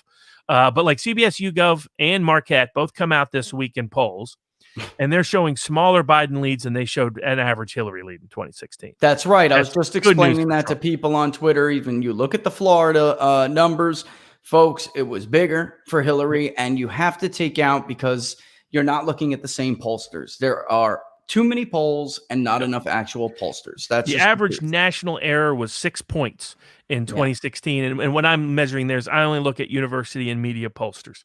I ignore everyone else. I factor that in for other reasons, but I don't include them within the averages because they don't consistently poll. They have different modes, different methods, so on and so forth. Sometimes different housing effects. But in the Midwestern states, that number was anywhere from 6 to 9, depending on the state, depending on the pollster, and depending on how often they polled there. But so Wisconsin, I think this year will be off by 8 points. So take whatever the media university polls, move it 8 points towards Trump. And that's what I think the number actually reflects. So when they came back with Biden +5, +4 to 5, depending on how he weighted the number in Wisconsin, that means I think Trump's up 2 to 3. I think Trump is right now, I think, doing better in Wisconsin than he is in Michigan. I think in Pennsylvania, Trump's probably up 1 or 2. Because CBS YouGov, I think, came back 5 to 6. That's they really were on where average we off were by at. 7 or 8. That's really where we were at about 2 weeks ago when we dabbled. It looked like about Trump +1. I think it's basically, so I say it's within the margin of error. It's a dead heat. It's a turnout battle at this point. Yeah. I don't think there's a lot of voters left to persuade. I think there's some voters who don't know they're going to vote for Trump yet. And so one thing I tracked it heavily in the UK election in 2017 to great profit is what are the demographics of the people that are saying they're undecided? And that's a disproportionately Trump demographic in most of these internal polls. And that's part of Wisconsin too, Robert. I just want to point out those independents in Wisconsin, what Robert's saying too is that those people they're missing, they represent a bigger slice of the pie. So it's a bigger impact when you miss them like that. Like you can think, it's only 4 points. 4 points is huge if you underrepresented them. 4 points. And then you don't really know what their voting preference is. Maybe you think it's 55, 45, and it turns out to be 65, 35. You really blew your poll bad. You're going to be way off. I mean, and I should pull up, Mark, you've seen it. I should pull up Market Site one of these episodes and show them just to play around with the weighting variables, and they'll see how just maybe it'll be 2 points more Republican. Whoa, look at that change. It'll blow their minds because the tiniest little bit, and you're screwed. You screwed yourself. You really did. And now you're going to look bad. And what I remind people is, Pew's biggest error was not its weighting of non-college whites, but its Trump margin amongst non-college whites. And it's because they never got a sufficient diverse sample of non-college whites. So they were predicting that Trump would win non-college whites nationwide by 20 points. In fact, he won it by more than 35. And the biggest group they missed were not your Southern evangelical non-college whites who've been consistently +70, +80 Trump for a while, but it was non-college white. Like, here is a giveaway. I remember I went back and looked at some of my old email messages to Sean Trendy when we were debating this in 2016. And I was telling him, I was like, the number I tend to follow with Northern working class voters is I follow Catholics because that captures a certain cultural demographic to where even if you end up with a Polish working class self-identified Catholic non-college Catholic in South Milwaukee, and an Irish working class Catholic in Rusk County, they're going to be closer together than a different group, than a group that's not Catholic. So like particularly the non-college groups that can totally skew the numbers is when you get millennial pothead types. God bless them. You know, I got some family that fit in that category. But, but they're not mostly not class, non-college. Well, exactly. They're just mostly not going to vote unless if Trump came out and said legalize marijuana, he'd pick up 1% of the vote. Just from that group. That would be like, oh, all right. But I don't know what he's doing. Sessions killed him with that for the first couple of years, and that kind of fell off. If he would have done that, that would have been genius, man. Because then you could have made a real argument for some of those Ron Johnson voters. Yes. Gary Johnson voters. He would add 1% net to his poll no matter what. You and could some of those really people would vote. I mean, I got a bunch of friends and family that are in that category. That's the only issue they care about. They're not going to vote this time, like 2016 when most of them stayed home. Some of them turned out for Ron Johnson. Some of them turned out for the Green Party. But this year they're mostly talking about staying home, particularly after the Harris pick. But so what you want is but here's what was interesting. 2 facts about the Milwaukee poll.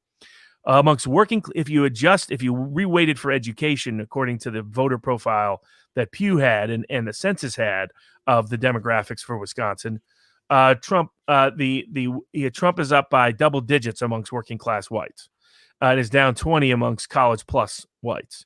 Well, given that translates basically into a dead heat in Wisconsin. Yes, very, very tight. Yeah. And then secondly, I think he didn't get the right non-college white profile.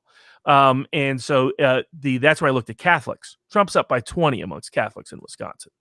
That's a huge. That's big. You know what I'd say? Do I still have it up too? Because you want to see how many Catholics? Well, Catholics are they were the historic swing vote for the. I was just going to say they. That's right. They historically are that swing vote, especially in the more affluent area when you get out of those working class Catholics. German Catholic, Irish Catholic, Italian. Like, by the way, all these people tearing down those Columbus statues. Man, not a historical American statute. Those were put up after 1900. They're put up for one group and by one group, Italian Americans. Yep. Wanted to not be associated with the Sicilian mob, but one of the great hero Columbus who founded the Americas. Right. And so that's what Columbus Day is, basically an Italian holiday. Columbus Day. It's big with me. I'm not going to lie to you, Robert. You're talking about me now. That's it. Absolutely. That's a big insult to me. No historical figure is perfect. They're insulting Italian ethnics who are a huge swing group throughout the northern working class. Absolutely. And that's heavily Trump. And I'll tell you, that brings us to I lost the question, but it's a simple question. What we're talking about brings us to, and especially when we're talking about these university polls, New Hampshire. Yeah. All right. Will Trump carry New Hampshire was essentially the question. And when we're talking about these university polls, I will point you to the University of New Hampshire's final poll in 2016, which was Clinton plus 13. Okay. They missed the entire freaking state. Oh my God. They missed if you could see it too when they did it, even though they tried to hide most of what they did, you could still see it crystal clear. And by the way, everybody's guilty of this. That's how I got Iowa. It was Trump 5 or 6. In Ohio, it was Trump 3. In those areas, we missed specifically in Ohio, we missed those Southeastern working class people we're talking about right now. And not only did we didn't miss them, we just underestimated the size of their vote share. Right. And that blew it badly. He did better in some of those burbs than even our poll suggested. Not much, but a little bit, a few points, which makes a difference. You add it all together. That's how a miss happens, man. You know? Oh yeah. Pennsylvania, they're really bad at because particularly the other areas. So Wisconsin is bad because they just miss the working class. Also, it's particularly bad whenever you have a part of the state like Madison and parts of Milwaukee that really are completely disconnected from the rest of the state. Right. So if you get a good sample of Polish, South Milwaukee, Polish Catholics, German Catholics, that will give you a decent. They'll vote similarly to what's happening in Racine. And the reason why I know a lot about Wisconsin, and then we'll get to New Hampshire as well. So I went to law school in Wisconsin. Yeah, right. He's familiar. I've been involved in political campaigns in Wisconsin. Same in New Hampshire. I grew up and then spent my summers in New Hampshire. I worked in the diner, a diner from the time I was 10. My grandparents' diner in Laconia in Meredith. The diner was in Meredith. They lived in Laconia, which is the Lakes region, which is where they filmed What About Bob, where they did other movies like that, On Golden Pond. And so New Hampshire has Love What About Bob. Oh, great movie. Great movie. Great movie. The whole working class, the best way to measure the working class is it's overpopulates the northern part of the state. And then you have a lot of so your older middle class types in the center part of the state. And then you have a mixed influence in the suburbs outside Boston. You have anti-tax people who fled there. That's right. Who originally dominated. And now that's intermixed with professional class types who just wanted a sort of more rural, suburban kind of location. So now some of the upper middle class, professional class parts, best represented by the county where Hanover is located, where Dartmouth University is. But in some of those southern suburbs, they are trending Democratic. But the working class vote and the older middle class vote, traditional New Hampshire vote, and the rest of the state is trending Republican. So I would right now put New Hampshire as 50%, the odds that Trump wins New Hampshire. Particularly, again, here, Harris helped him because picking Harris locks in the pro-war neoliberal identity of the Democratic Party. And New Hampshire up there, they hate that crap. That is what cost Bush New Hampshire in 2004. That is. Iraq cost him New Hampshire. He carried it, folks, in case people don't know. He carried it for a score. It was kind of a big shock, to the political class. I remember old school Brit Hume, like, oh my God, George W. Bush has carried New Hampshire. It was a big deal. But then he lost it because John Kerry, he positioned himself, even though he was that Northeastern liberal. Yeah. They do tend to favor neighboring people. They like that, as long as they're not pro-war and that kind of Democrat. And he fit the mold. So it was still kind of close, but not as, it was not a Bush state. And then it looked like it was gone for many years from Republicans until Trump. Because Mitt Romney played hard for that state, man, but it was dead in the water because the anti-taxers are less than they used to be. And, and they knew Mitt Romney was going to be a war hawk. I mean, saw right through that crap, so they kept and stayed with Obama. From the center of the state on up, from Manchester on up, along the river towns, New Hampshire votes a lot like certain parts of Southeast Massachusetts, Suffolk County, et cetera, that used to be mill towns. Almost every town you go in, where my grandparents' diner was, used to, when they first set it up, it was for the asbestos workers who worked in the asbestos factory nearby. So it was all in the huge mills all the way up and down. And those mills have been, of course, completely decimated over the past 30 years. A lot of those towns feel abandoned. Some of them was replaced by That's tourists. Right. And so those working class voters, very anti-war, anti-establishment, mixed perspectives on economics. Clinton played to them very well. That was his comeback group in 92. Was that blue collar group from Manchester on up. They made him the quote comeback kid. Can be socially liberal, even though some of them may be economically conservative. They're more socially liberal, some of them too, Well, exactly. You have a mixture. Which Trump was good for. Boston suburban type. That is one mindset, but particularly the Catholic component is key to New Hampshire, and the anti-war vote for a Republican. Republican needs to do well amongst the working class ethnics that are there that lean Catholic, and then do well amongst the old blue, the anti-war vote that's strong in the rural and small towns of the state. And Trump, that's where Trump will be very competitive. There'll be a counterbalance from the upscale extended Boston suburban vote in some parts of southern New Hampshire. New Hampshire is just a very split state demographically and politically right now in terms of its trends. One part is trending Democratic. One way to think of it is one part of the state's trending like Vermont. Another part of the state is trending like Northern Maine. I was just going to say, and that's some of those polls we talked about Maine today earlier on the other show. If you're just going to poll Bangor, man, and I did look at that poll a little bit more that I got a question for. I implore people to look at the miss, and not just in the polling, but the exit polls just in the 2020 primary. And that was going to be a Bernie state. What happened is they missed there are so many precincts, man. And then there's like 100 voters in this one, 200 in this one. It's so dispersed. And they're just polling larger population centers relatively anyway. And the exit polls were dead. I mean, they were dead wrong. The polls going in were dead wrong. And you look at some of some of it just doesn't make sense. It only makes sense. You only have Collins running a few points stronger than Trump in that area if you miss those people.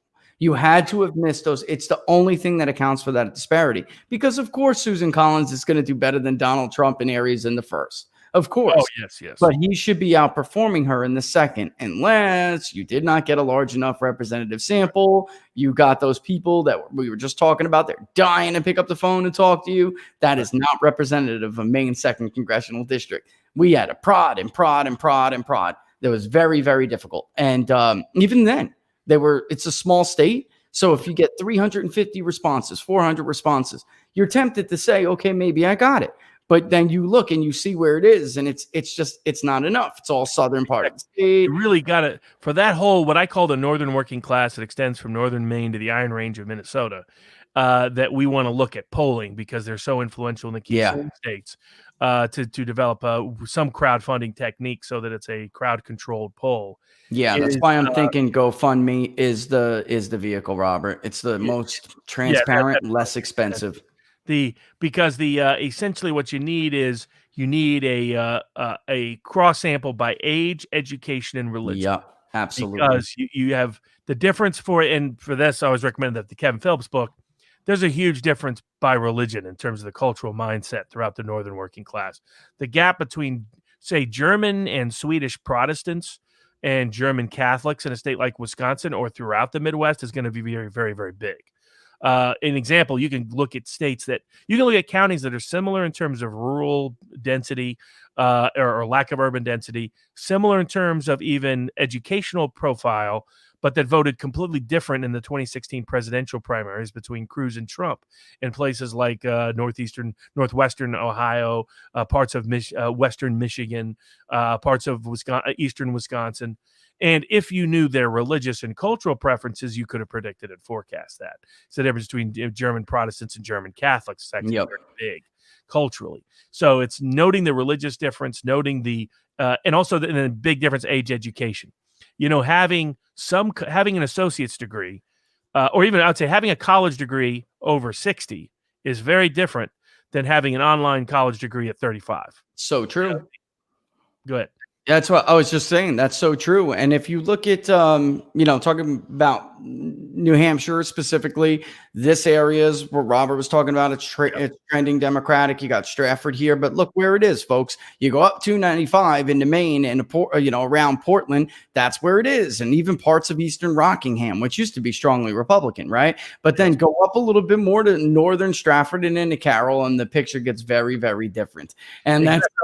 They used to be all manufacturing country that has now become heavily tourist dependent service industry economics. The formerly betrayed, basically. Absolutely. I mean, that's it. They tend to vote just like upstate New York, northern Maine, Iron Range of Minnesota, northern Wisconsin, peninsula of Michigan, and key parts of Ohio. They're not as trending Republican as, say, as Eastern Ohio, but they vote similarly. They're going to be trending in that same direction. If you know how they're going to vote, you usually know how the rest of the northern working class is going to vote. With the only this is pretty common in Wisconsin and other states, but not all states. Only difference is, as you note, a stronger anti-war bit. Yeah. And even in Southern Grafton, right up against, you got 91 there and then 89, which takes you right into Burlington. It's backed up against Vermont. Of course, that's bluer, but that's come as a shock. Who create little houses and have their own personal. That's exactly right. That's them, folks. Absolutely. It's not the hallmark. But that's who's going to get oversampled in the polls. In fact, has been since 20. That they are, right. In fact, they are. And you could see even in the areas where the media thought, it's liberal. Look, Hillsborough, look at how many Republicans are there. You can see it with your eyes. I don't have to go to the voter file. They're tight. It's just that the independents, which I think I may have blocked off here, but if we look at independents, I did. Let's put them in there just to show people because they don't Mitt Romney, for instance, could win independents nationally by 7 points, but still lose independents in New Hampshire. This is a state where this could happen, and they are independent and they're everywhere. I mean, they're disproportionately. Of course, there's more in the Southeast, but proportionately, they basically make up a same portion, and there's a huge population of them. So right. I mean, it can't in New Hampshire, it can't just be a base election Trump did something in New Hampshire that is not common for a Republican, right? So he edges out a little bit of, but the turnout edge, Democrats had a little bit larger of what we call when we look at the voter analysis. It's just a base edge. It doesn't mean they're going to get to the polls they just have a larger pool of voters to tap. Yeah. So, they can afford, like Republicans, they slipped a little bit independents in Florida, but they held on. That's what happened with Clinton basically in 2016. They slipped, but there was enough Democrats to just eke it out. What were we talking about in 2016? 600 votes, 1,200 votes? I mean, very close. It was what? And two interesting indicators. One, the northern working class vote, like Coos County, that's reflected there. So it's not a big vote. It tells you how the working class vote and the rest of the state is voting. Right. Underperformed in the Democratic primary in terms of participation in 2020 compared to even 2016. They did not spike as much as anticipated. They were the one group whereas the southern suburban upper scale precincts saw some real Democratic primary participation interest in the presidential primaries. Northern working class voters did not. And then the second aspect is this will be another election in which the nominee for the Democratic Party, back to back now, has been someone New Hampshireites do not like. Yep. So they did not like Hillary. Bernie won by 20 points there. Part of that was neighboring Vermont, but that was far from all of it. But they voted. I mean, Biden finished almost fifth. He got murdered. So Kamala Harris was running so low she didn't even compete. Yeah, she dropped out. So when you realize that's who they're trying to appeal. New Hampshireites have already seen these people up close and personal. They love Trump. Trump bounced back in New Hampshire in 2016 because this is your working class, ethnic, independent, working class kind of voter that overpopulates the Republican primary and the population of New Hampshire relative to nationwide demographics. But a lot of your middle class, independent types liked Trump. That's right. Whereas Trump has been intensely popular in New Hampshire during the presidential primary process, both Biden and Harris are the least popular in New Hampshire Democratic nominees maybe ever. I don't remember a Democratic nominee performing worse in New Hampshire than both the presidential and vice presidential candidates did in this cycle. This is something totally different because you have what was essentially the most the fastest but most unprecedented consolidation behind a single candidate because, just everybody was on board. The media, the establishment, and the party, and they needed and they got that. That was so critical that 2 weeks after South Carolina, because they needed time to tell everybody that Bernie could not be elected. And, that's just the way it was. We've never seen this before. So you got these people who just... I don't know, Robert. I just don't see it. So look at where Trump, you can see all the red there, but in some of these other off-cycle elections, Democrats have actually carried some of these areas. But Trump, he carried Hillsborough. I just went back to look for about 47.5%. Clinton was right on his heels, but that could conceivably go for Trump again because the demographics still are there for him. Obviously, Coos, we say obviously, but there are a lot of Democrats up there. There are a lot. Oh, yeah, absolutely. But those are those working class. And his margins are going to be better in 2020 in those areas. Up there. Yeah, I agree. I think you're probably right with that. A little bit closer to the beach towns. Yeah. Towns, right. Bleed a little. The Hanover, Vermont border area, he'll bleed a little. But I think he'll do better in Manchester, comparable in Hillsborough, and better in the working class areas within the rest of the state. And I think that will give him the ability to effectively compete. New Hampshire is going to be very close, but that's why I put it 50-50 that Trump would win, which is above where Predictive has currently. So I think that now, in terms of when to bet New Hampshire, I think the media polls will be very bad in New Hampshire. UNH has a heavy control. Oh, yes. Pollsters out of Boston who poll there. They just have a long history of being way off during the Trump era. I don't anticipate that being any better this cycle. And so I would, I don't think they'll ever consider New Hampshire that competitive, even when it actually is. Yeah, well, we saw the polls were not only off in 2016, but they were way off. Even some people that I know, respect, I think they did their best.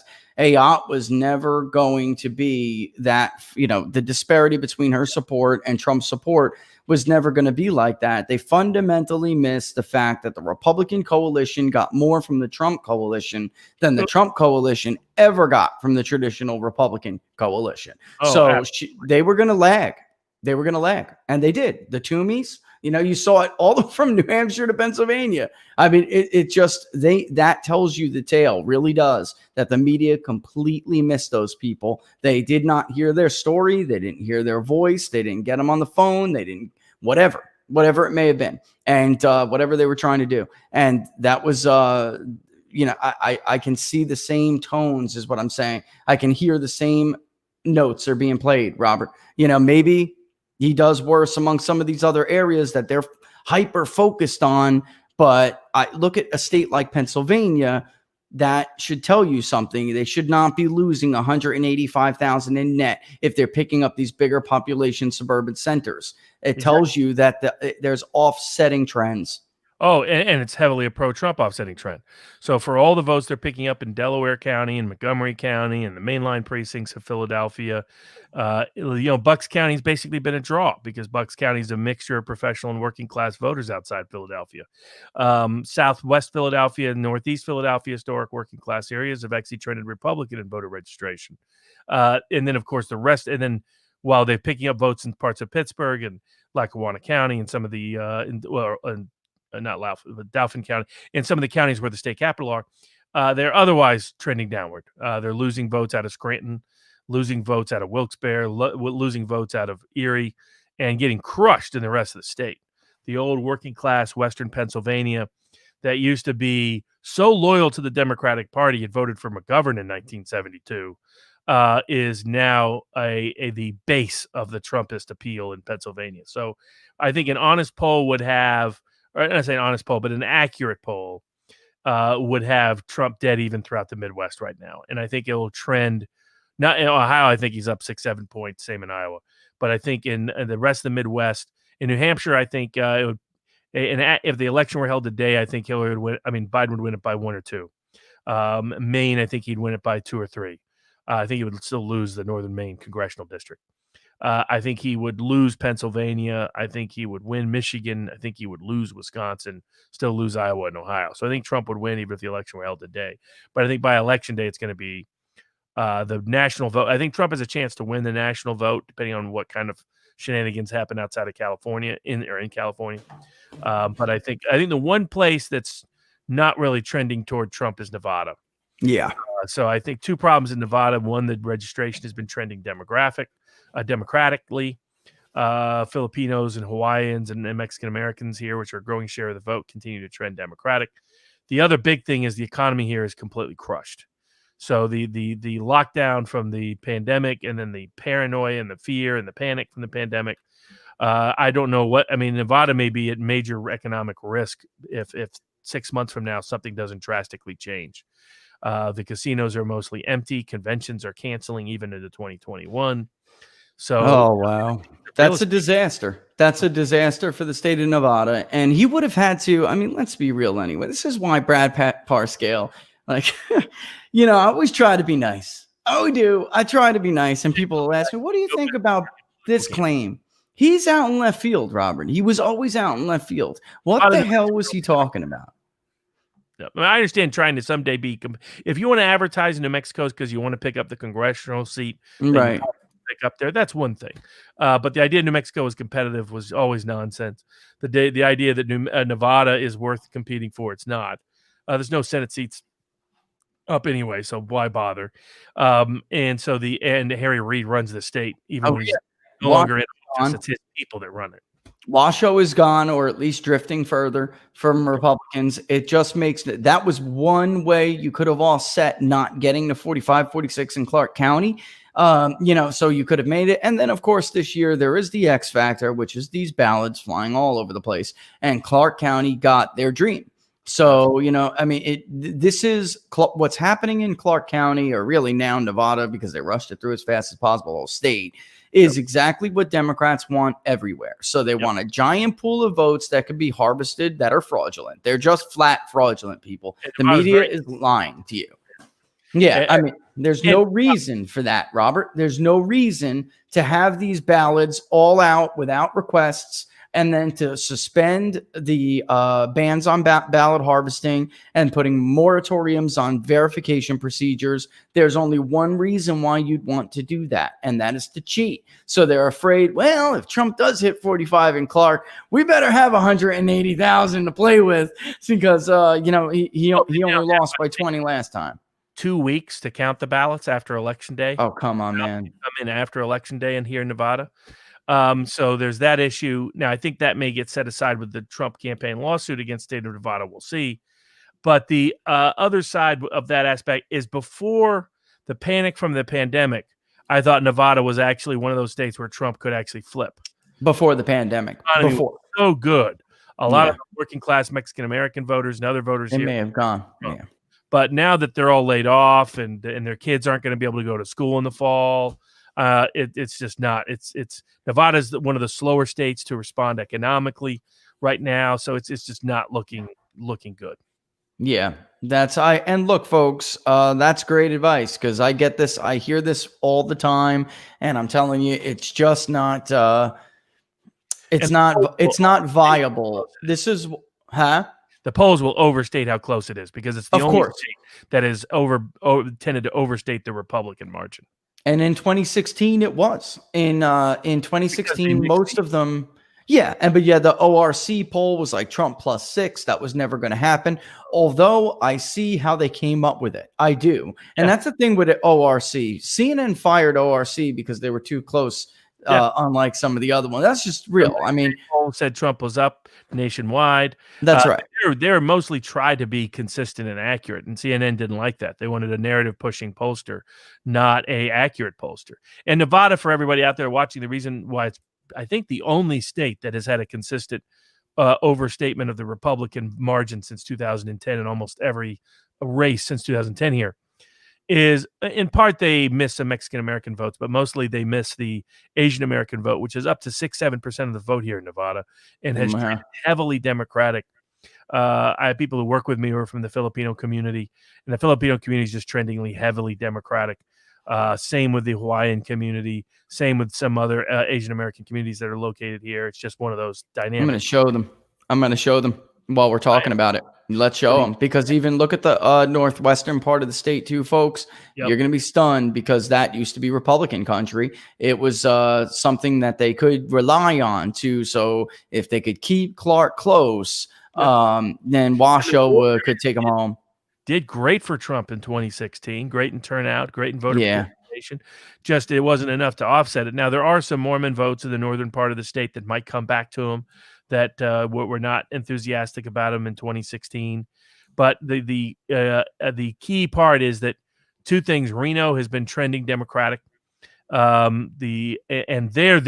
was another group that was going to trend back Republican had the economy stayed up. I thought we had a good chance to get Reno back. Now I don't think so. And then the Asian American group, and of course Nevada as a state is trending. Hold on a second. Go ahead. Oh, I thought I would have covered for you if you needed. It is more Mexican American than it was every 4 years. It's more Mexican American due to the large Mexican American influx into Las Vegas, which has taken over a lot of the union working class trade jobs here in Nevada. That has been counterbalanced, or was being counterbalanced, by the older Democratic groups that moved from the Midwest and the Southwest to kind of retire in Nevada. They were trending, and the small towns in Nevada were all trending heavily Republican. They're still trending Republican, but the key counterbalance over the past 4 years has been Asian American voters. So the Asian American voters used to split their votes. They now lean 2-1, 3-1 Democratic. Yeah, they used to once upon a time. Yeah, exactly. And that's basically accounts for almost all of the missing numbers in most of the polls that are done in Nevada. For whatever reason, it's just a hard group to get. It's another place where you need to oversample to make sure you have an accurate representation of them in the weighted averages to get. This is Reno, folks, what he was talking about before, and I was saying Washoe. This was an area Republicans used to do very well in. Dean Heller carried it in his first election. He lost it this time. And he did. And that's why he lost the race. Registration has been trending bad there now. Yeah. It used to be that not far from there is where the famous Cal Nevada casino and hotel were located that Joe Kennedy and the mob secretly owned. Their secret blackmail tapes and whatnot. So there's a lot of history there. Reno, the greatest little small town in the world, as they used to say. The part of it's increasing Mexican American population within Reno, but also it's just the Reno suburbs have been trending Democratic. And that's where the votes are, folks. Outside of Vegas, that's where the votes are. I mean, Exactly. Clark County is 68% of the vote, 2016. It's you could just bank on it being 7 and 10, and then 2 and 10. I think 2 out of 10 is washout. And then Nevada can be a very low turnout state. That's the reason why you're obsessed here with mail-in ballots. That could be it, really. That could be it. Oh, I didn't even notice that. All right, let's tell people what we plan on doing and then wrap. I didn't even realize 5:06. We gave you 3 hours for that solid stuff. All right. Yeah, and then I gotta go to virtual. You believe this, Robert? Virtual school openings. I'm not kidding. Of course. I'm not kidding, man. And this is 9 weeks. It's looking like where it's going to be virtual, and then and then they'll go back. They better, because for all the reasons why we're talking about. This is not helping children. This is harming children. No, this is harming kids. It is. Look, so what Robert was saying before, some venue. I've been looking at this. Look at these butt. Look at this butt flying around my head. Looking like, because I want it to be as transparent as possible, right? So some people were telling me I don't want to do GoFundMe because I'm a little bit concerned. But you can put anonymous up there, folks. If you're concerned about putting your contribution up there, then put yourself as anonymous, and that's how we'll do it. If we were to start this week or next week. The name Sally Yates is corrupt. If you can do that, that would be all in favor of that. There we go. Or, right, up yours, big media hate machine, whatever you want to do. And you can. I didn't even know that when I was getting that. So when I was hearing some of the criticisms, I'm like, I totally understand, whatever. But I didn't realize it until I looked into it more, that you don't have to put that. I don't know about it. I don't use GoFundMe, right. So I didn't know about it. And then also the fees are less. So YouTube wants to take quite a bit. I would have to, we would really have to charge like a lot. That would be ridiculous. And that's kind of defeats the point of the damn exercise, right? But if we were to start it this week or next week, and then really on the next show, push it on the next show, hey, send it out to your friends, then we could make this work to get something going by September. But you'll have to be the ones to do it, guys. You'll have to be the ones to do it.